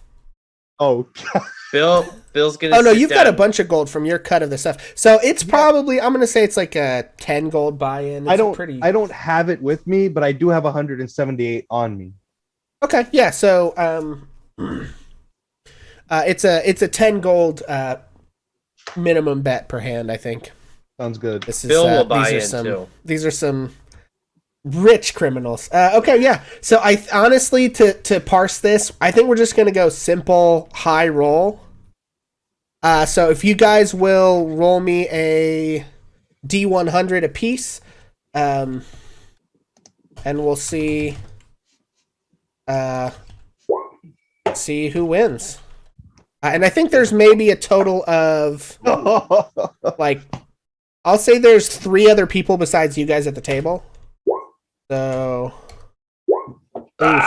Oh, rip. R.I.P. Okay, yeah, so I think that same guy wins again, and he's just chortling to himself and says, "Hey, got you good with that one, eh?" And he's starting to have a sizable pile of gold in front of him. One more. I was about All to right. shout that. Take his money. You're welcome to stay and lose some more money. 158. All right. Oh God. One more time. Let's do it. Yeah. Oh. That looks good. One of these people rolls a 98 or 100. I'm gonna. No. Oh, okay. Oh, so I look think at he has that. the 87. He slaps his cards down all confident. He's got this baller hand. But then Arlo, out of nowhere, just like carefully, describe to me. No, let me do it for you. Describe to me, how do you reveal So I your see him. cards? Wow, that's impressive. But as I get up, I think this is better. As I place them down and start grabbing them, I'm like, I'll see you guys later. Before I lose any. Well, listen, you can lose 5 in a row. If you win one, it don't mean you're ahead. But and he sort of, and there's a little good-natured ribbing that goes around. Yeah. And then you guys head back to Troll Skull Manor with everyone. But before we leave, I do shake his hand. Yeah. Nicely, not to steal anything. Okay. All right, guys. Well, how much did I win? That was that would have been. There were 5 people at the table, so 50 gold, I guess. Oh, I'm at 208. Also, Mel and Beatrice. Mel, roll me a. You're waiting tables now. Roll me a. I'm gonna say a D20, and Beatrice, roll me a D100 to see how much you guys made. Oh, beans. 14. You made 14 gold in tips today, Mel. Switch the roll again. Oh, yeah. You were muted again, Mel. I'm a D100. Just the one. Oop. Eh. 54. Yeah, so you made 54 gold today from your new version of your little stand. It was quite popular. It was all the rave. You see? These Waterdavians like to try something new. Fresh ingredients. So we Prepared actually, soup. I think, are about at a good time to go ahead and take a break. So we're going to take a break now. We're going to come back when you guys, we're going to come back on you in Troll Skull, kind of discussing the findings that everybody had the following morning. So everybody, thank you guys for hanging out and listening. We are going to go ahead and take a quick break, about 5 minutes or so, and then we will be back. Okay, and we are back. Thank you guys for hanging out. Welcome back, everybody. Okay, it occurs to me, Red, we accomplished everything you wanted to accomplish in your side. We didn't leave any questions that you had, right? I just, for some reason, got confused for a second. It was like, did we? Because there were like 2 parts to your thing, and we did both of them, right? Right. Yeah, I did. I did find out that somebody thinks they saw a puppet person like sneaking into. Yeah, that was it. Okay. Roshan Manor or whatever it is, Growlithe, and yeah. I didn't do so hot on finding out The people in about the other thing. I found out who lived in the house, and I found there out wasn't a ton of information that there was a puppet Okay. man that went inside the house, and then the third thing I rolled like an 11 and didn't do so hot, but I kind of forgot what it was. Okay. All right. So I think we accomplished everything everybody set out to do. So we are gonna kind of resume the following morning, back at Troll Skull Manor with you guys sort of in the war room, or in probably the second floor on the main dining area, common room place, probably sitting around your large table. I think by now they've just started, they're sort of working on the renovations and everything. So things are still a little bit in flux, but the table is there and you guys are kind of all sitting around. And if you want to kind of take away what you all discovered, we can hand wave or RP as much of that as you guys want as you discuss, what you do next. All right. The Council of Criminals has The Legion of Doom. We still don't really have a name for us, do we? We're just kind Council of. of Criminals. I just said it. Yeah, but I mean, we're not all criminals, right? Like we're like Speak we're for like yourself, Cass. 60% criminal. No, I'm not saying that I'm not a. He's We just all, saying we're not all criminals. yeah, we as a whole are a pretty mixed Idris and bag Mel are of not justice criminals. and crime. We have a consist of murderers, Criminals. I don't think I'm technically criminals. I border on being a criminal. We're the mixed Oh. bag. Although I might be a restaurateur now. There we go. That's our squad name, the mixed bag. The mixed bag. You never Yeah. know what you're gonna get. Yeah. You have a 33% chance of getting all of us. Adventurers is like a box of chocolates. You have a 33% chance of getting robbed blind and a 60% chance of having your life saved. Anyway, I met this little robot guy. He's an automaton. His name's Nim at the Temple of Gond. He made this little robot thing. This little bird. But more importantly, I think he made our bomber. Oh no. Yeah, Really? he said that he made another one like him that escaped a couple weeks ago and has been kind of running rampant in the city. He also gave me this, and Cass pulls out the little device. Can you describe it again? Yeah. Let me see. I don't know if they Sorry gave me if a, it was way back there in your. It was like an Notes. articulated arm holding an umbrella that was attached to a Um, brass handle, and it had a switch that looked like turned it on and off. Yeah, I don't think they gave me a picture of it to show you guys. That's kind of unfortunate. Yeah, basically, so it looks like a pardon the reference here, folks, but it looks like a steampunk sonic screwdriver with a little umbrella on it, and like instead of a button, it has a little. I don't know. It almost looks like a hand. I guess it's a trigger, but it's kind of like. I don't know. It's hard to describe. I'll try and get a picture of it for another time, but yeah. What is it gonna explode if you turn it on? I don't know. I wasn't gonna do it on my own, just in case. Who knows? Right, you want to catch all of us. If one of us goes down, all of us go down. I right? don't think that is an explosive device. I don't know that much about machines necessarily, but I know a thing or two about small explosive devices, and that doesn't look like one. Do we want to run over everybody's stuff and then flick this switch, or do we want to just flick this now? I have to know what that thing does. All right, here we go. And Cass flicks the switch. Okay. You know what? Nothing happens. Oh, All right, well, there we go. It's broken! However, He gave you a broken toy. Mel, I would like you to make an Arcana check for me.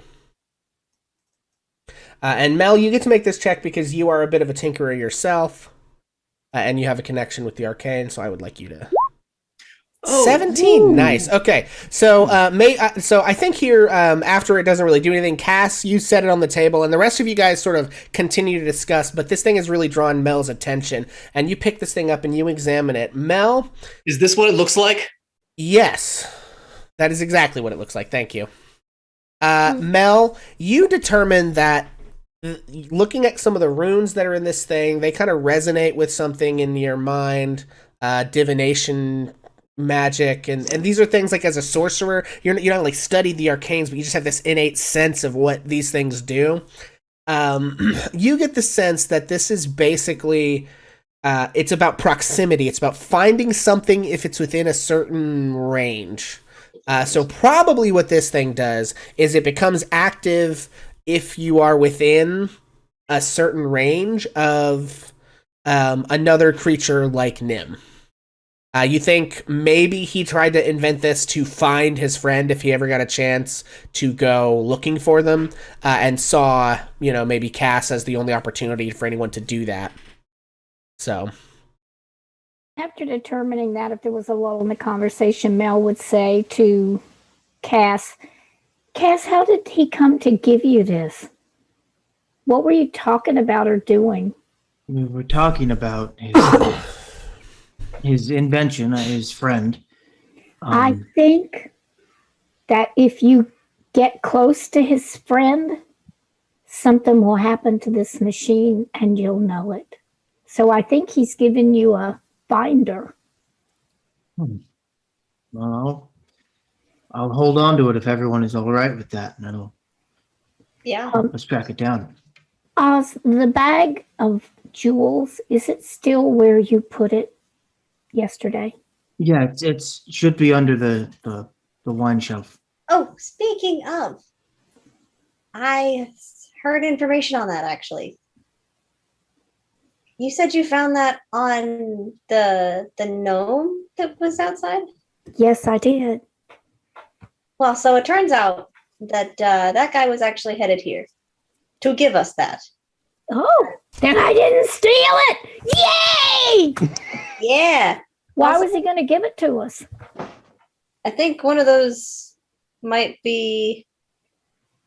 Did he say that one of those might be the stone, or that it was payment? yes. First? Well, what he said is that He was going to pay us Dalakar to deliver a stone to someone. Dalakar was on a secret mission to retrieve the Stone of Golor, and his friends had said that he was afraid that the Zents and the Xanathars were close to catching him.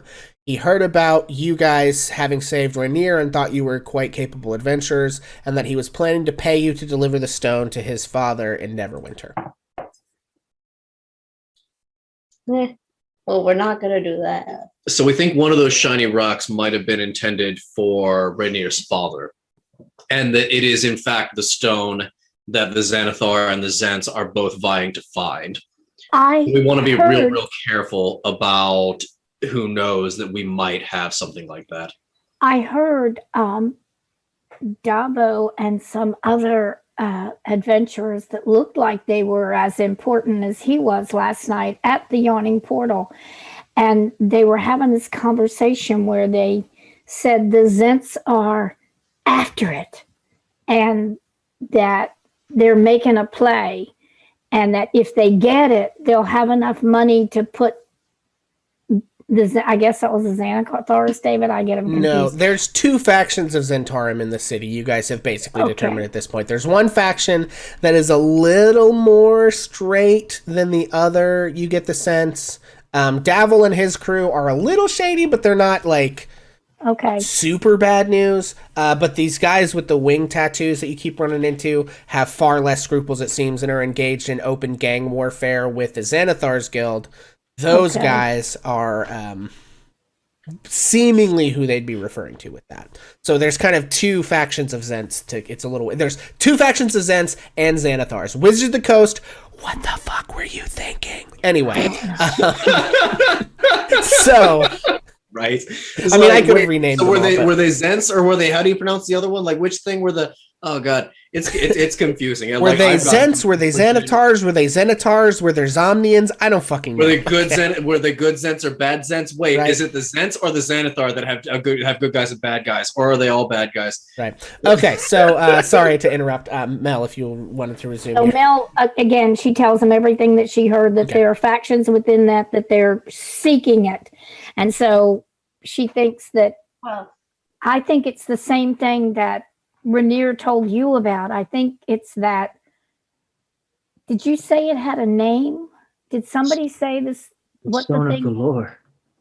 Is Yeah. that what he was talking about? Yes, That's I'm gonna type it in chat for you guys. I'm going to go get That's the- the bag of jewels, and he pops up and runs towards the basement Okay. and down to retrieve that bag. Okay. That, This is according to not- them, is the key to the Never Ember Fortune. Rainier's father. He talked about it.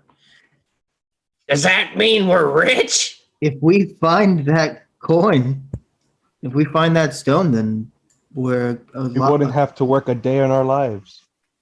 I imagine Rainier's father would pay a pretty penny for that thing. We don't even have to try to find a fence for it. I'm sure he would pay handsomely to have that back. okay, Mel, but everything that Mel, Rainier has told me is jewels and that bring them back. Excuse me. he's a terrible person. We don't need to give him that. That Well, seems- the stone is a key, right?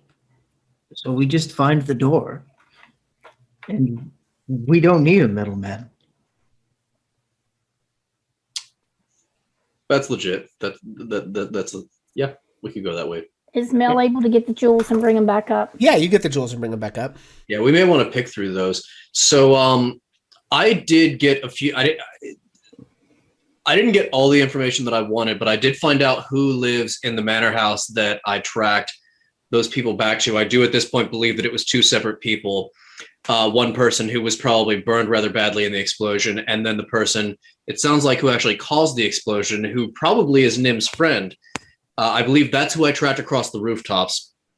I think he's the one who's responsible for the bang, but it also sounds like maybe one of his compatriots was also injured in that, and so they both closed on. Is it Groshund Manor or Gralhund. Gralhund Manor? Yeah. Okay. I'll put that in chat as well. There it is. There is some gossip going around that was it the lady of that manor was trying to get into a particular organization and didn't have a lot of luck with it, and so has a chip on her shoulder about it. Yep. Yala Gralhund was trying to get into the Masked Lords of Waterdeep, who are sort of a ruling council of Waterdeep. I think they share their masked, so no one knows who they are. But they, I think, share power with the Open Lord of Waterdeep. So there's the Masked Lords and the Open Lord. The current Open Lord of Waterdeep is Laeral Silverhand. This is widely known kind of information.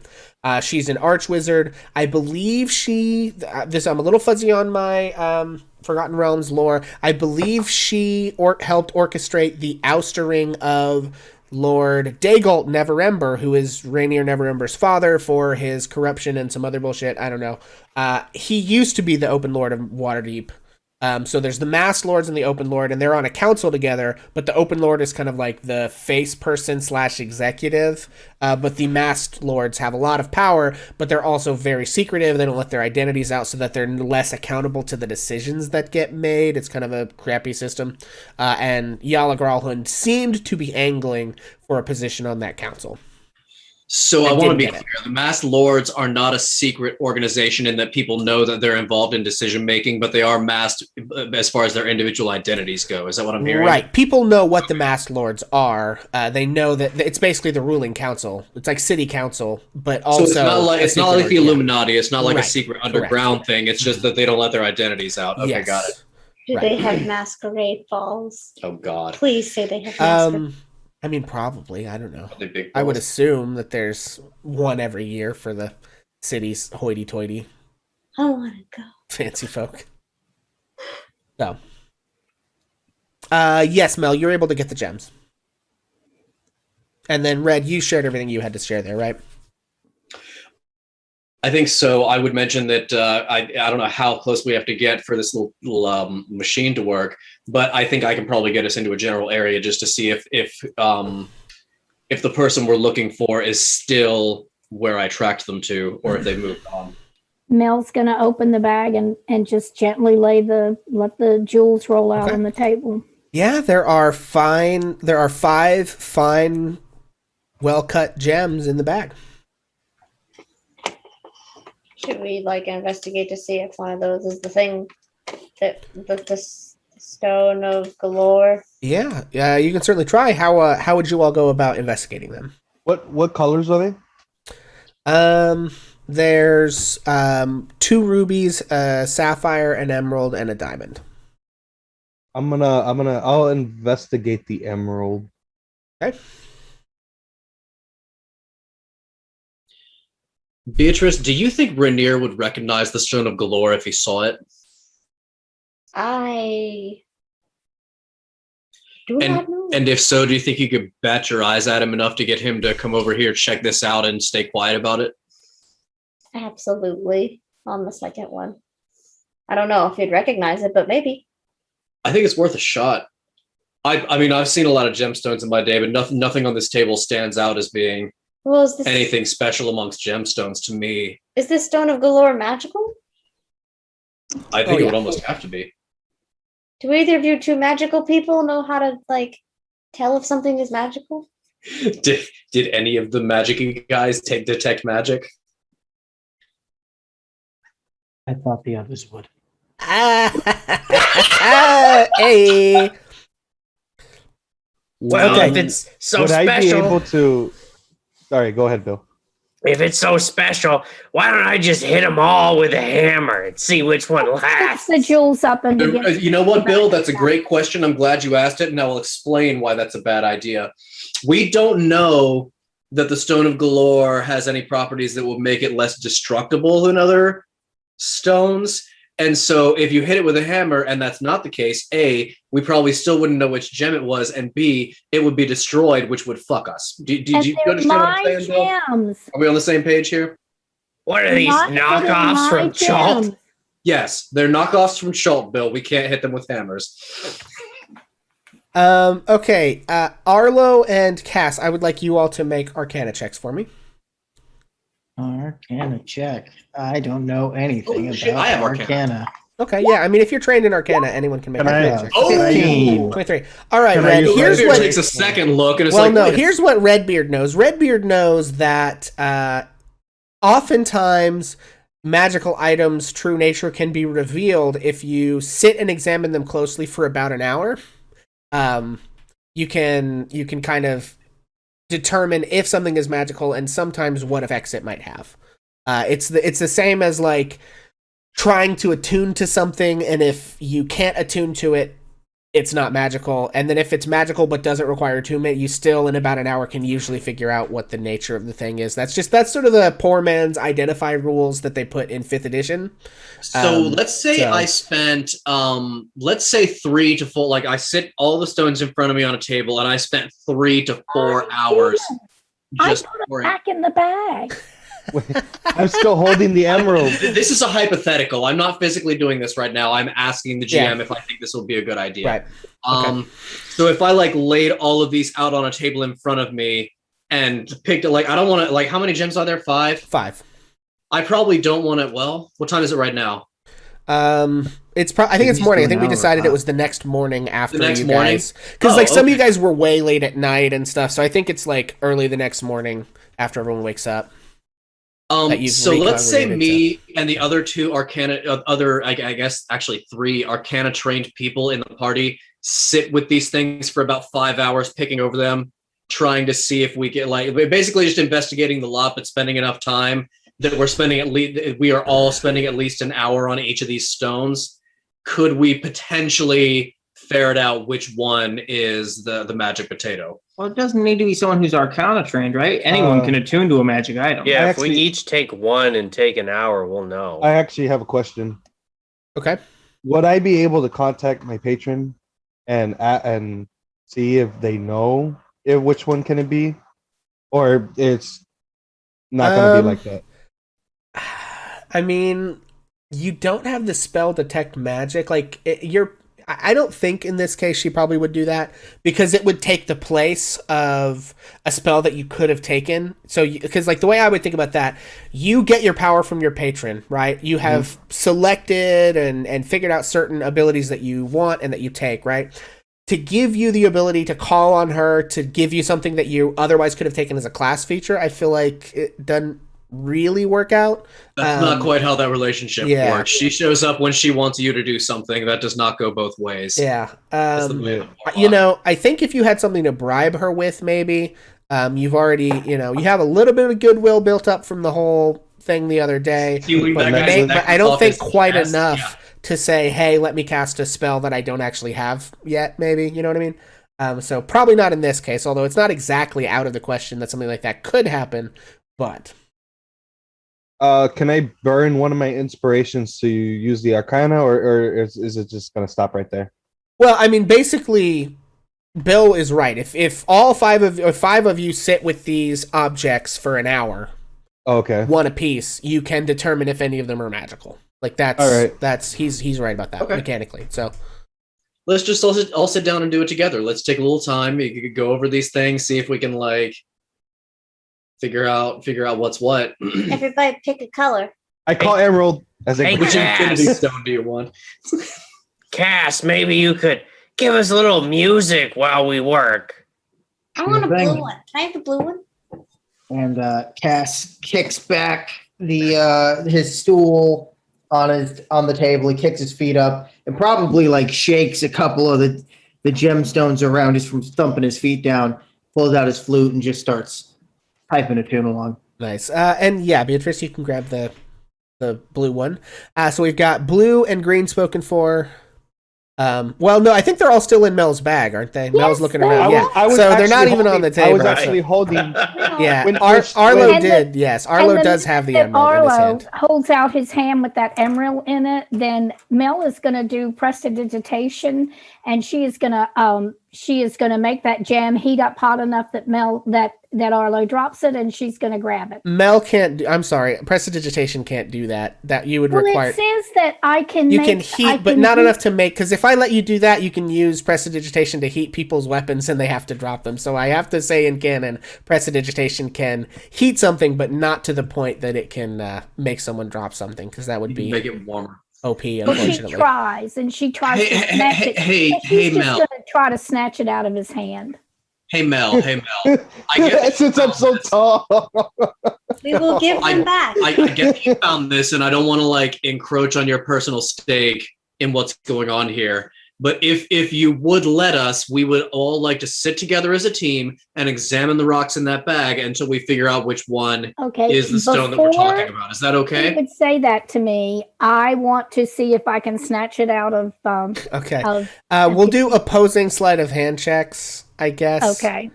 To see if you can pull that off. Oh. But wait, that was why does Bill have a sleight of hand? Bill snatches it out of the air. Bill wants it. Okay, so no, Bill gets Mel. I think gets it out of Mel gets it out of Arlo's hand, and then Bill gets it out of Mel's hand. Jesus, guys!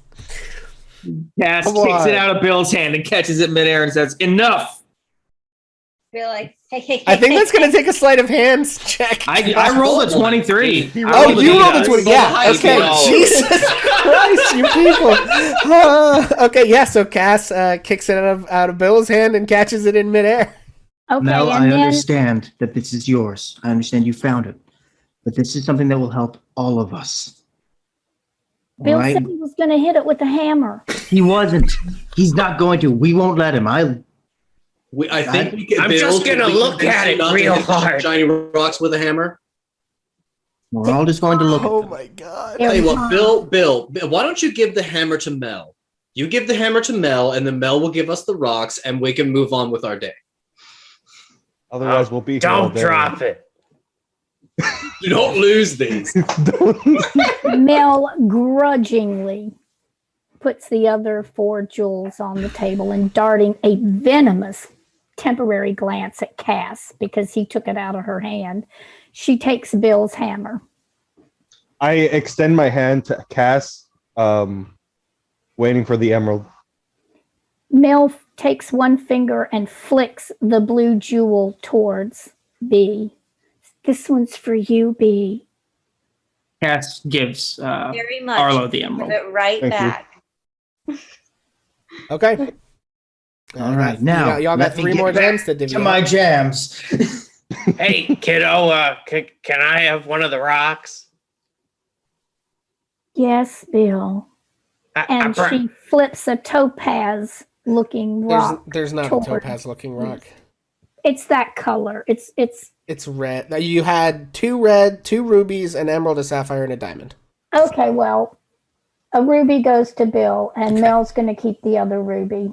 And what's the other one? The diamond goes to Gray. Okay. Bill is gonna lightly bite on the gemstone. My God. Hear Mel say, I've got a ball bearing that you did that to, Bill. Stop it. I want to make sure it was real. For doing everything for Mel, I asked Mel, do you mind if I can read your fortune later? I'll have to think about it. He is gonna slide Mel like a piece of honey candy in exchange. Nice. Mel perks up and Are you starts giving candy chewing. to the baby? Is that what's going on? Like, He was just giving that. chill. Here's some candy. It's like when they give you that lollipop at the bank, so you won't like annoy the adults while you're at the bank. Excellent. Okay. Cass sorry, go ahead. No, go ahead. Cass prestidigitates faint musical notes. It has to be faint because it's prestidigitation. So it's like lo-fi, just like beats behind his flute music to set the mood for study tunes. Nice. I like it. I'm Okay. picturing like some of the Weather Channel smooth jazz type thing. It So sounds I very. think I'm picturing that girl at the desk from YouTube. Yeah. Yeah. But it's just a gemstone in front of her instead of a book. Yeah, right. My channel. Okay, so I love that we've spent so much time on this because an hour passes and none of these shits are magical. All right. So I think we Really pretty much fun. established that all of these are regular gemstones. Now, did one of you report, Arlo? I think I heard you say that the body of the actual gnome was at the temple. Did we go over your? I thought we all went over our stuff. Did you talk That was about what you Cass. learned? I didn't say anything about a body of a gnome. You No, that the gamblers. Yeah, don't out of know. character, If that somebody was didn't hear Arlo. that, this at might the be a game. good- Oh, That kind of information. Since we didn't yeah. find So the rock in the pouch. so I Um, basically tell him that yeah, go that he knows that he was already being followed. Knowing coming, he didn't. The guy didn't really tell me where he was really going, but he So did the know pouch that he was. the payment. He said Yeah. the dead body of the gnome is at the temple. That gnome wanted us to find the rock and give the rock to the. Unless the gnome already had the rock, he was going to pay us with the gems in the pouch to take the other rock that he had elsewhere to the guy.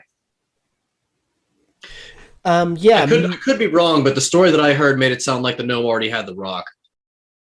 If he was going to pay us No. to take it somewhere, yeah, that's then what it's not- Rainier said. he wasn't going Yeah. to pay us to go find it. He was going to pay us to take it somewhere, which implies that he Well, already I think had he it. was instructed to find it, and because he needed help with it, he was going to come and address some seasoned adventurers. Yeah, sorry, not to interrupt, but to clarify, what Rainier said was I spoke to a few of Dalakar's friends. Apparently, he was on a special mission to retrieve the Stone of Golor and was afraid that the Zentarum and Xanathar Guild were close to catching him. When he heard about my kidnapping, he wanted more information about the adventurers who had rescued me. I think he was planning to pay you to deliver the Stone of Golor to my father in Neverwinter. So, He was going to pay us whatever to deliver you the Stone can of glean Golor. from that.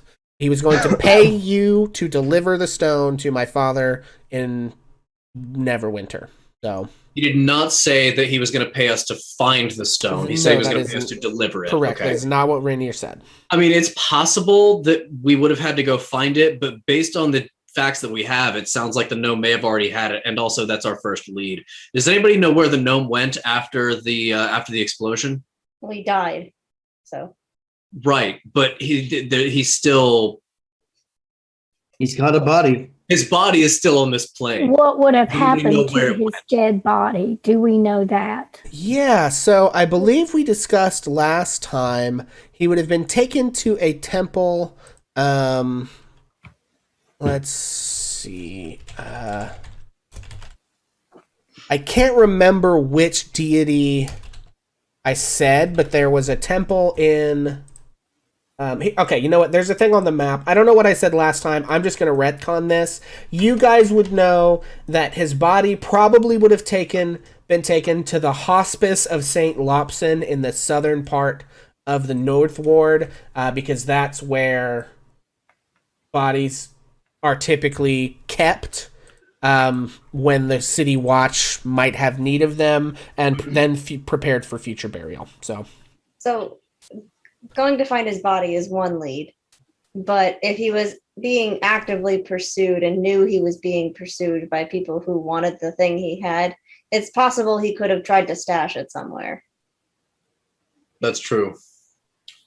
The survivor might have also snatched it out of his pocket whenever he ran into that manor. That's also possible. Yeah, someone got up and walked away, and we know where to find him. Hey Oz, did Nim tell you anything else about his friend or his situation, or what anything that could be useful? Like what do we know from the person who built the bomber? I guess. Well, Nim is one of those automatons, but he's got some kind of sentience, and he's obsessed with building other sentient creatures, I suppose. And he said he built one like him. What are they called? Nimble Rights, I think they're called. And it, according to Nim, realized it was alive and didn't like it, didn't vibe with being alive, and went crazy and escaped. Something along those lines. I get it. Yeah, is this before or after Redbeard has met Sam? I feel like it would be before. Yeah, that adventure was what, level 5 beast? I think so. And we're like yeah. level 3 right now. Yeah. Yeah. Well, that adds some context to Gray's reaction to Sam, for sure. That is tragic. Yes, so there's a suffering newborn being in the body of an automaton somewhere in the city that may have blown up a group of people. Maybe. Fred, did you see where the puppet went? Gray, did you see where the puppet went? You said you were following something. A person? So here are the facts about did Nim name his friend to you at all? No, I didn't get a name. Here are the facts about Nim 1.1. As far as I can tell, he was built by Nim. He had a bit of an existential crisis, as creatures who are born as adults, I would think, would be prone to do. He left this technological chantry place, got wrapped up with some bad sorts, and threw a fireball from a necklace during this encounter involving the gnome and the gangsters who were following him, and then fled across the rooftops. Somebody else who survived that encounter fled by a different route, and the injured human and the automaton who threw the object converged on Grolland Villa. Groland Manor. Yeah. Is it? Okay. Well, what if they were in cahoots? It sounds like they were part of the same organization. It also sounds like the Grolands are involved in some crimes, possibly because they're bitter about how they were treated by the city.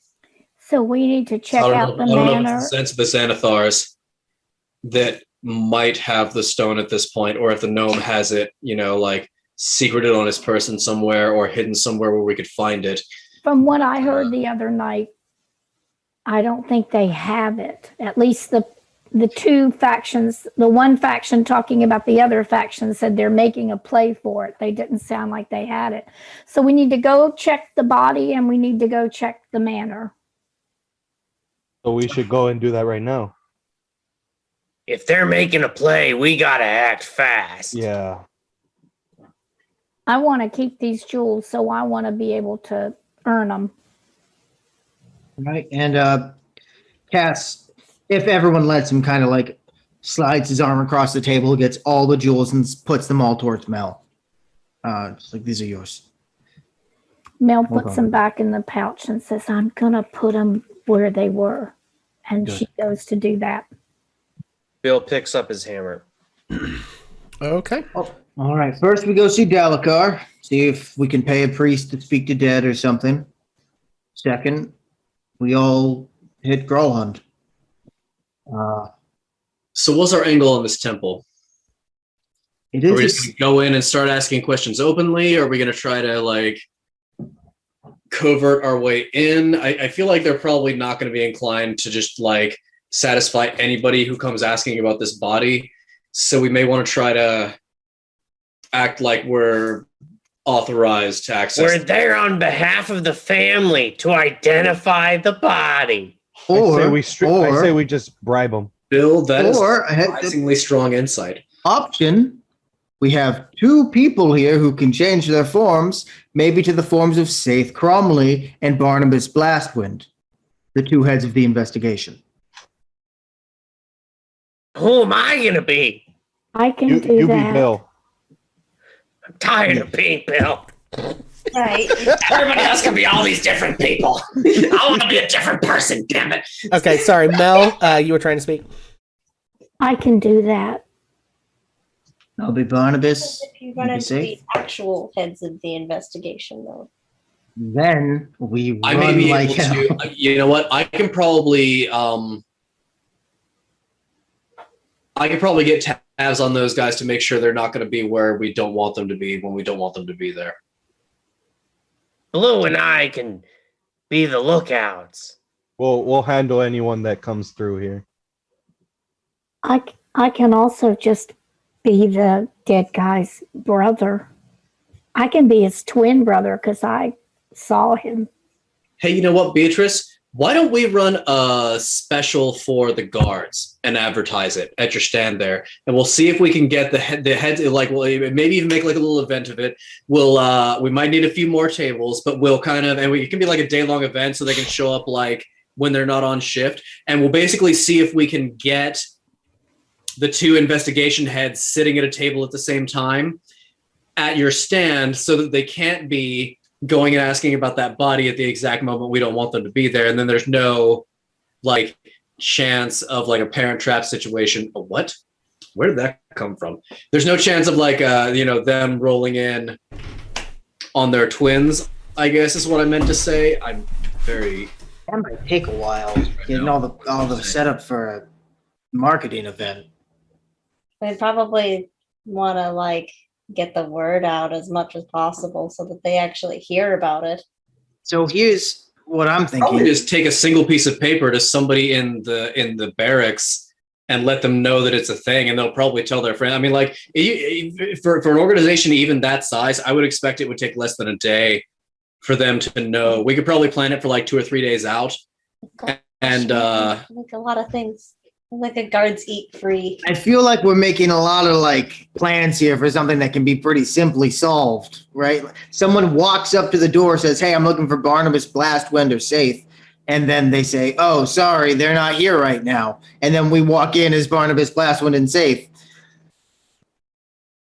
I That feel works. like that's a pretty solid solution to this whole situation that we've We could got. do our Ocean's 11 honey stand thing.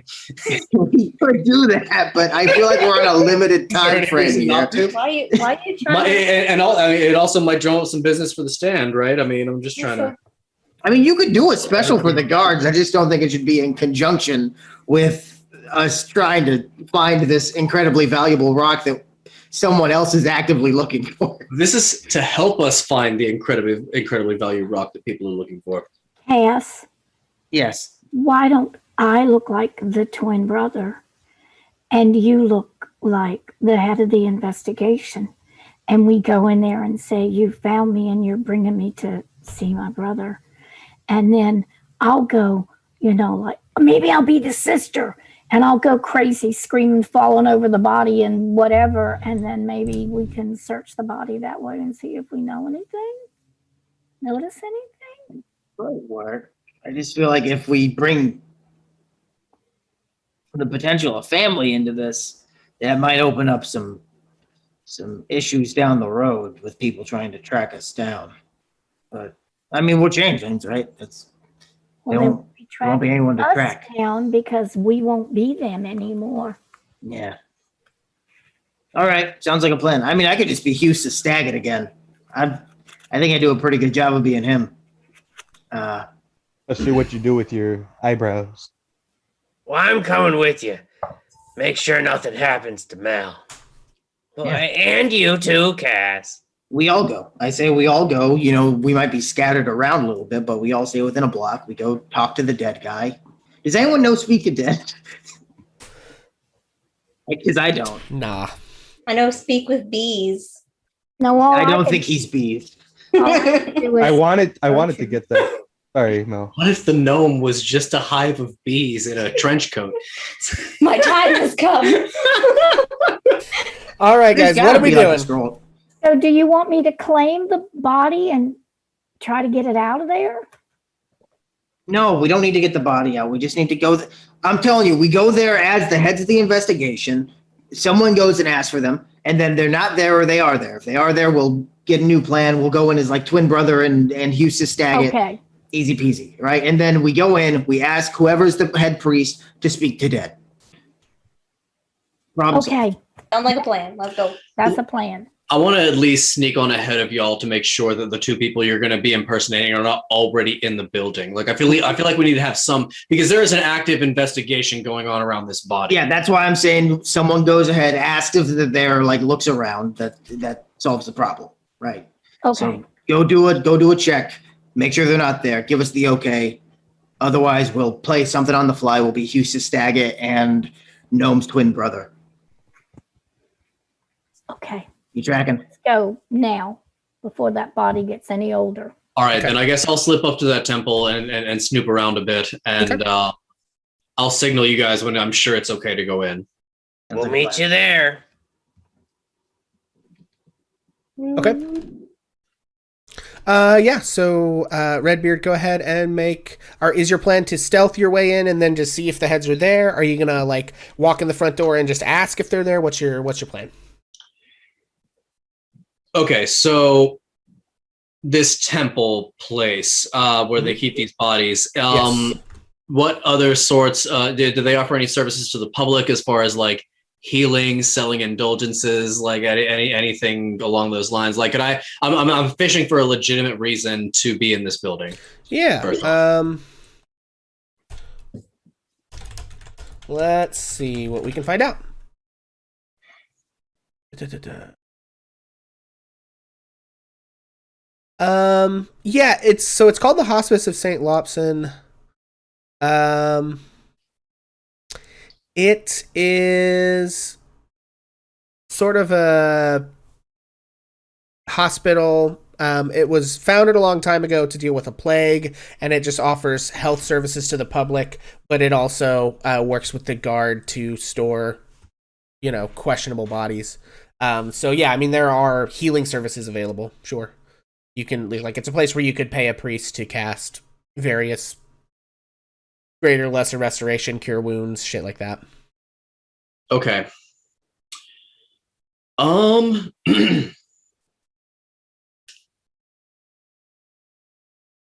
Beatrice, are you okay with it if we like hurt you a little bit to make this work? All right. Lay it on me, cat. So my idea is we so everybody else kind of has jobs. You and I are still kind of looking for our place in this little caper. So basically my idea is we inflict some kind of minor injury, something you will surely survive. I take you into this place as my sister, trying to get you some help. And then while they are working with you, I will kind of wander off, snoop around, make sure we're clear, basically, and then inform the rest of the group that they can go ahead and move on with the mission if that is indeed the case. I got you. All right. Can I? Could you make about 5 or 6 of those bees sting you? That's what I was about to ask. I was like, can I make my bees sting? Just like a borderline medically dangerous bee sting situation. Yeah, you could make You're the bees a beekeeper. It seems reasonable in your line of work. They don't know that you have magical control over those bees.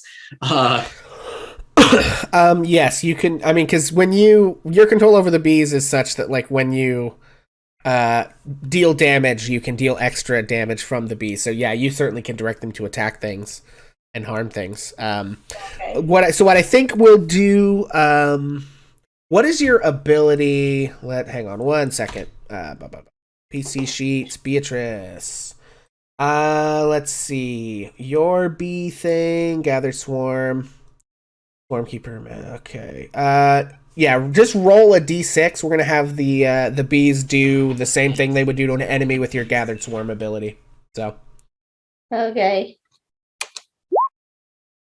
What do we got? 3. Okay, yeah. So you take 3 points of piercing damage from your bees, as several of them sting you, and it creates a welt somewhere of your choice, I suppose, on your person. Let's do my arm. That's probably more legitimate than say my booty or something. Yeah, and so you get some swelling on your arm from the bees. The booty stings might buy us some more time, though. Oh, so that'll be a more in-depth examination. Depending on the examiner. Okay. All right. Bee stings administered. Alrighty. All right. Well, off we go. We're gonna case the temple out. I will. I'll have Pepper. If it's safe to go in, I'll have Pepper fly up and I'll post him on the roof at the beginning because I imagine the building's not more than 100 feet tall. And basically, if it is safe for them to initiate the heist, Pepper's gonna fly up and just start doing circles around the in the air over the building. Okay, fair enough. And that's gonna be the plan. So I'm gonna grab Beatrice. I'm gonna kind of be helping her walk, and okay. And we're gonna start moving in the direction. All right, I have a quick homework assignment while we're parsing this for Redbeard and Beatrice. Cass and Mel, you're gonna be the ones, if you're successful, in with the body. The spell Speak with Dead, I believe, allows you to ask 5 questions and get an answer. Something like that. So can someone look up that spell, determine how many questions you're allowed to ask, and then decide what questions you're going to ask so that we don't have to sit and think about that. And then, so you guys go in, you enter, you see there's sort of a foyer, and then there's kind of a back room with a bunch of beds, and then you can see that there are other parts of the building that you can't quite, there's doors leading off into other wings, but you can see straight through to where there's a whole bunch of rows of beds, and there's little curtains up between It is 5 questions. 5 questions. So yeah, if you guys want to think through what you want to maybe ask, And you see, then there's various patients in the beds. And you enter and you see a rather wizened halfling man sitting behind a desk. He's got like a crooked staff leaning against the desk, and he has like a book in front of him, and he looks up and says, hello there. Are you ill? Sir, my dear sister has sustained multiple bee stings. She is a honey maker who works in the market that's near the North Ward, and we were hoping that you could. She's been stung enough times that we're worried that we can't necessarily. We just don't want her to go into shock or anything. Goodness. One sting wouldn't be so bad. We could treat that ourselves, but this was kind of a severe incident. So, bees, those filthy vermin. Let's see if we can't get you fixed up. Well, my name isn't Arnoul Featherbottom. Arnoul Featherbottom, I just want to set you straight. Bees are not filthy vermin. They filthy vermin. Bill, did he say his name was Bill? Did I have that? Arnoul Featherbottom. Arnoul Featherbottom. Look, man, my sister is very sensitive about her bees. They are gentle, majestic creatures who make honey, which is food. And I'm going to encourage you to practice your bedside manner, which I'm sure you know about because you work here. So just ixnay the bee negativity, if you could, my good man. Humbug! They've threatened the life of this beautiful young woman. Come. And he sort of leads you back to one of the beds and says, very well, present your injury. That would be really awkward if it was the booty. Okay. Okay, and so you begin this examination. We'll kind of, I think, hand wave the particulars of that. So Redbeard, you are making a stealth check. My stealth was 11. Okay.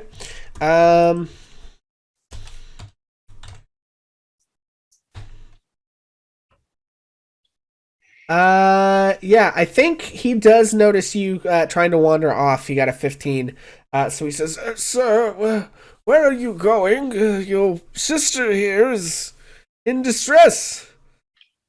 I was just going to wait out in the front area. I didn't know if I was really supposed to be back here for the examination. B, do you want me back here for this, or can I? I think we got it taken care of, right, Doc? You're okay here, right? Very well. Just don't go wandering about. I promise I will not go wandering about. We have I'm going to go straight to the front lobby and wait for my sister to be done here. Very well. Okay, so yeah, he resumes the investigation. The second I am out of sight, I am going to go wandering. Okay. I think if you're getting out of sight, make another stealth check. Okay. Let's see. Okay, yeah, no one else notices you. You seem to have the run of the place. You're able to sneak away. Whew. Okay. So you look through that you see various other priests. There are some different wards in the place that have, different types of illness, some more severe to your typical hospice situation. You do find the morgue, and you don't see any you don't see Barnabas or Udoozy, sitting around. There is a priest and a guard who are guarding the place, but you don't. The door is open and you can see what's going on in there. They have sort of the several bodies laid out on these chilled stone slabs that you kind of have these arcane runes inscribed around them, and frost is coming off of the things. And you don't see Barnabas or Saith. Okay, so from there, I will go ahead and go to the front lobby, take a seat if there is one, and I'll send Pepper up to signal the rest of the group that it's okay to enter the building. Yeah, you guys see Pepper doing the signal then. At that point, we change into our characters. Cass, I think you better do more of the talking. I haven't done this a lot. I'll take care of it. Don't worry. And Cass shifts into Barnabas Blathwind. Did Barnabas have the big booming voice. I don't remember. No. That was So Barnabas. Barnabas. Or was he Is the? that the guy with the necklace? Barnabas had a bit of a stuttering Yes, he had little sort of a raspy English raspy Yes. accent with the necklace, and then With the Seth necklace. Cromley had a bit of a like hey boys, you know, kind of a Gotta talk kind of to a you. hey damn, boys, you I'm know better at you the know what Seth hey Cromley boys, you know what to voice. do, coach. To beat the pavement. Kind of one of I'm those once sort of again things. asking you for your support for this campaign. Yeah. No, he was he All was not quite as gruff as Dernan or the other barkeepers, but he was in that similar kind of vein. I should have been safe. I feel like I'm better at that voice. Oh well, too late now. Oh, well, Let's I- go. Oh, sorry. Okay, yeah. So you guys shift into those two. Here's a question. What about your clothes? Do you have like costumes or? I you just- have I always Necklace. I have fine clothes that come in my entertainer's pack Okay. that I can kind of. What about Mel? Was I have there anything in robes. particular that he was wearing? I just have like common Yes. clothes, and I have Um, my skirt that I can wear as a cloak. Yeah. So Seth Cromley, he has kind of like a studded leather like jerkin vest thing. He has this like green shirt and pants. He has a sword. He's basically seems to be dressed in like studded leather pauldrons with with a chain shirt under like whatever the little hangy thing that lays in front of chainmail is. I forget what those things are called. Tabard. Tabard. Yeah, so he has like a tabard on. Here, I'll just show you guys Seth Cromley. You can see him. We'll pop over here. Bloop. I can loan Mel my leather armor in hopes of approximating this guy's mode of dress, more or less. Yeah, so And there is Seth I'll go into Cromley. this encounter with no armor on. I'm going to use my skirt and wrap it around my neck like a cape and prominently display my weaponry all over me. Okay. And Yeah, my boots are not that far off. Okay. I hand. Does she already have? Does Mel already have a rapier and stuff? Yes. Okay, cool. I mean, Cass can just give Mel his armor if it comes down to it, because he's not going to be wearing it anyways if he's disguised in fine clothes. My mage armor would just be like, would, That's like spectral. It doesn't Yeah, have appearance. yeah, see, that So, yeah, wouldn't work. Just wear my leather armor. I'll wear the fancy clothes. And I'm going to have the skirt kind of draped all over it like the cloak. What about the necklace? Somebody I like to stole see it from the me. version Of these Oh two. yeah. Who could have that been? Okay, so after you guys kind of get yourself set up, actually, what I'd like you to do, Cass, I'd like you to make a disguise kit. You have disguise kit proficiency, right? Yeah. Yeah. So make a check with that. We'll say using your dexterity to see if you can arrange the clothes in a manner that will approximate these guys well enough to maybe pass. It's 13? All right, fair enough. 13. If it's not good enough, I can burn inspiration for it. I mean, you won't can know I till use my somebody disguise kit to give him advantage on that? I have my own disguise inside kit. the place. Probably not. Okay, fair enough. I've got yeah. my own disguise kit and everything. So I'm gonna burn it. I thought have this was part of the prep. I have For the thing. chatspiration. yeah. Go ahead and burn the inspiration. 23. Yeah, Okay, 23. yeah. Hey, You put some fine you touches do a on great there. job. You kind of do the job, and you do the job as well as you would for a normal gig that you have, and then you think about it for a second. You're like, no, I should probably spend a little extra time. You put a few extra finishing touches on it, and it looks much better.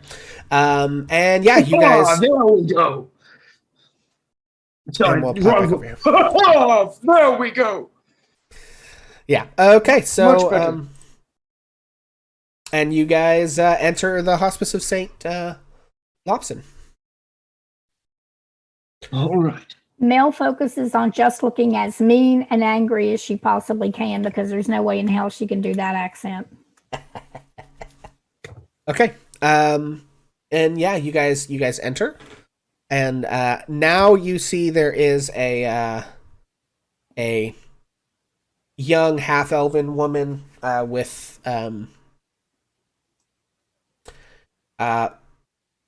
purple hair sitting behind the desk. Clearly has dyed hair. Has sort of like skin with a silvery sheen and lavender. Yeah, we'll say skin with a silvery sheen and lavender hair. Some sort of moon elf maiden. It's a half elven woman in cleric's robes is taken over for the dingbat who is currently helping Beatrice. As they're doing this, I would like to shift my senses in. I'm gonna basically just kind of like sit on the bench and kind of like act like I'm waiting for my sister. And while I'm doing that, I'm gonna shift my senses into the bat. He's gonna continue to circle and watch for the two people that are being impersonated to come to this place. Yeah, fair enough. And then Bill and Arlo, I assume you've taken up Outlook's posts and are doing the same thing, basically. Yeah, I'm keeping with Awaken Mind with Bill. Okay. Yeah, and you guys enter, and the woman looks up and says, hello, officers, back so soon? Yes, I am. We need to speak to the gnome. If you could have one of your priests come and we have a new lead. I see, you finally decided what to ask, then.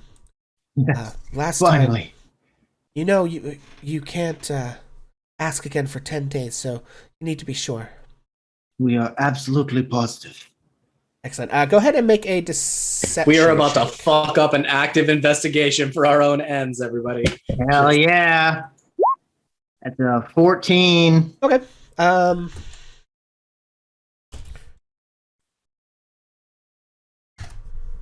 I'm not willing to take it. Okay. Burning my chatspiration. Wait, you burned that on the disguise kit. Did you have DM No, I inspiration? burned my DM regular Okay. inspiration from last session Gotcha. on the disguise kit. I'm burning my chatspiration on this deception Oh check. boy. Yeah, let her rip. I still have my 2 inspiration. There still- we go. She rolled a 1, so you were good either way. But you know, you make your choices. All right, so so she leads you right back and says, leads you to the two that are guarding, and she nods to the priest and sort of looks at you and assumes you're going to talk to the guard. Hello. We are ready to talk to the body. Okay, I hate to do it, but make another deception check. God damn it. Because this guy would definitely know those people a little bit better. That's a 23. Yeah, he couldn't have beat that one in that 20. So yeah, all right. He nods and says, "You got it, boss," and sort of gestures you inside. And you see laid out on the slabs are the charred bodies of the 2 dead humans and the dead gnome. And the woman comes in with you. The gnome, please. Very well. And she, let me look at this thing. Boo, boo, boo, boo. Reaches into her pouch, and takes out a little incense censer and kind of like waves it over the body and begins to chant. And you see she like closes her eyes and she's like making these arcane symbols with her other hand as she like waves the incense censer. And she's kind of intoning these arcane words of power in sort of a deep and solemn voice. And then she makes sort of a curt gesture with her hand.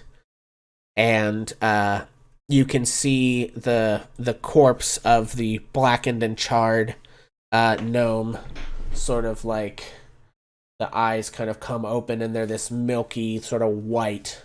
And the mouth opens, and you hear this slow inhalation of kind of lifeless breath.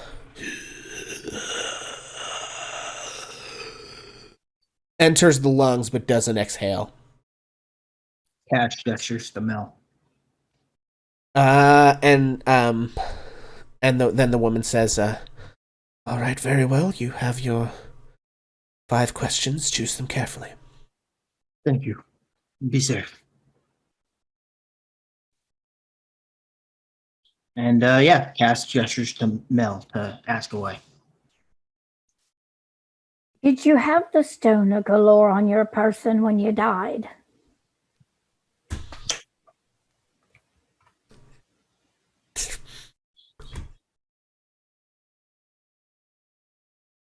Yes.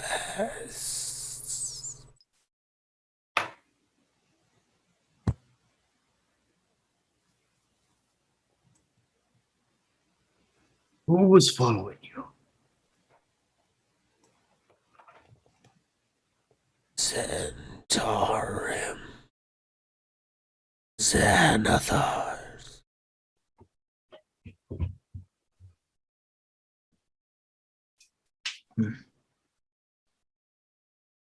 Who was the human man? Don't know. Didn't ask his name.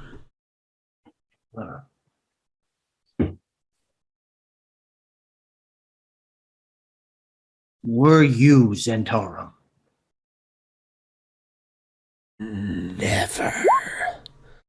I served the true open lord of Waterdeep. Daygalt Neverember, my lord.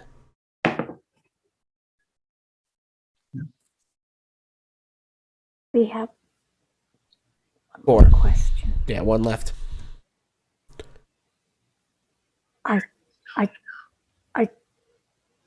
We can't ask him about anything that happened after he died, can we?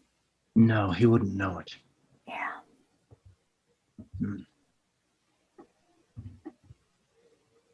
Wow. We have one more question. Do you have any allies in the city? None I could trust. Very well. And with that, the remainder of the ghostly breath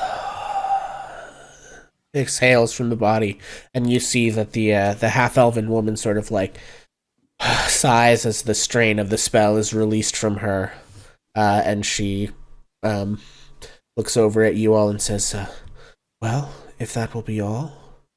And I believe that is where we will end the session for today, folks.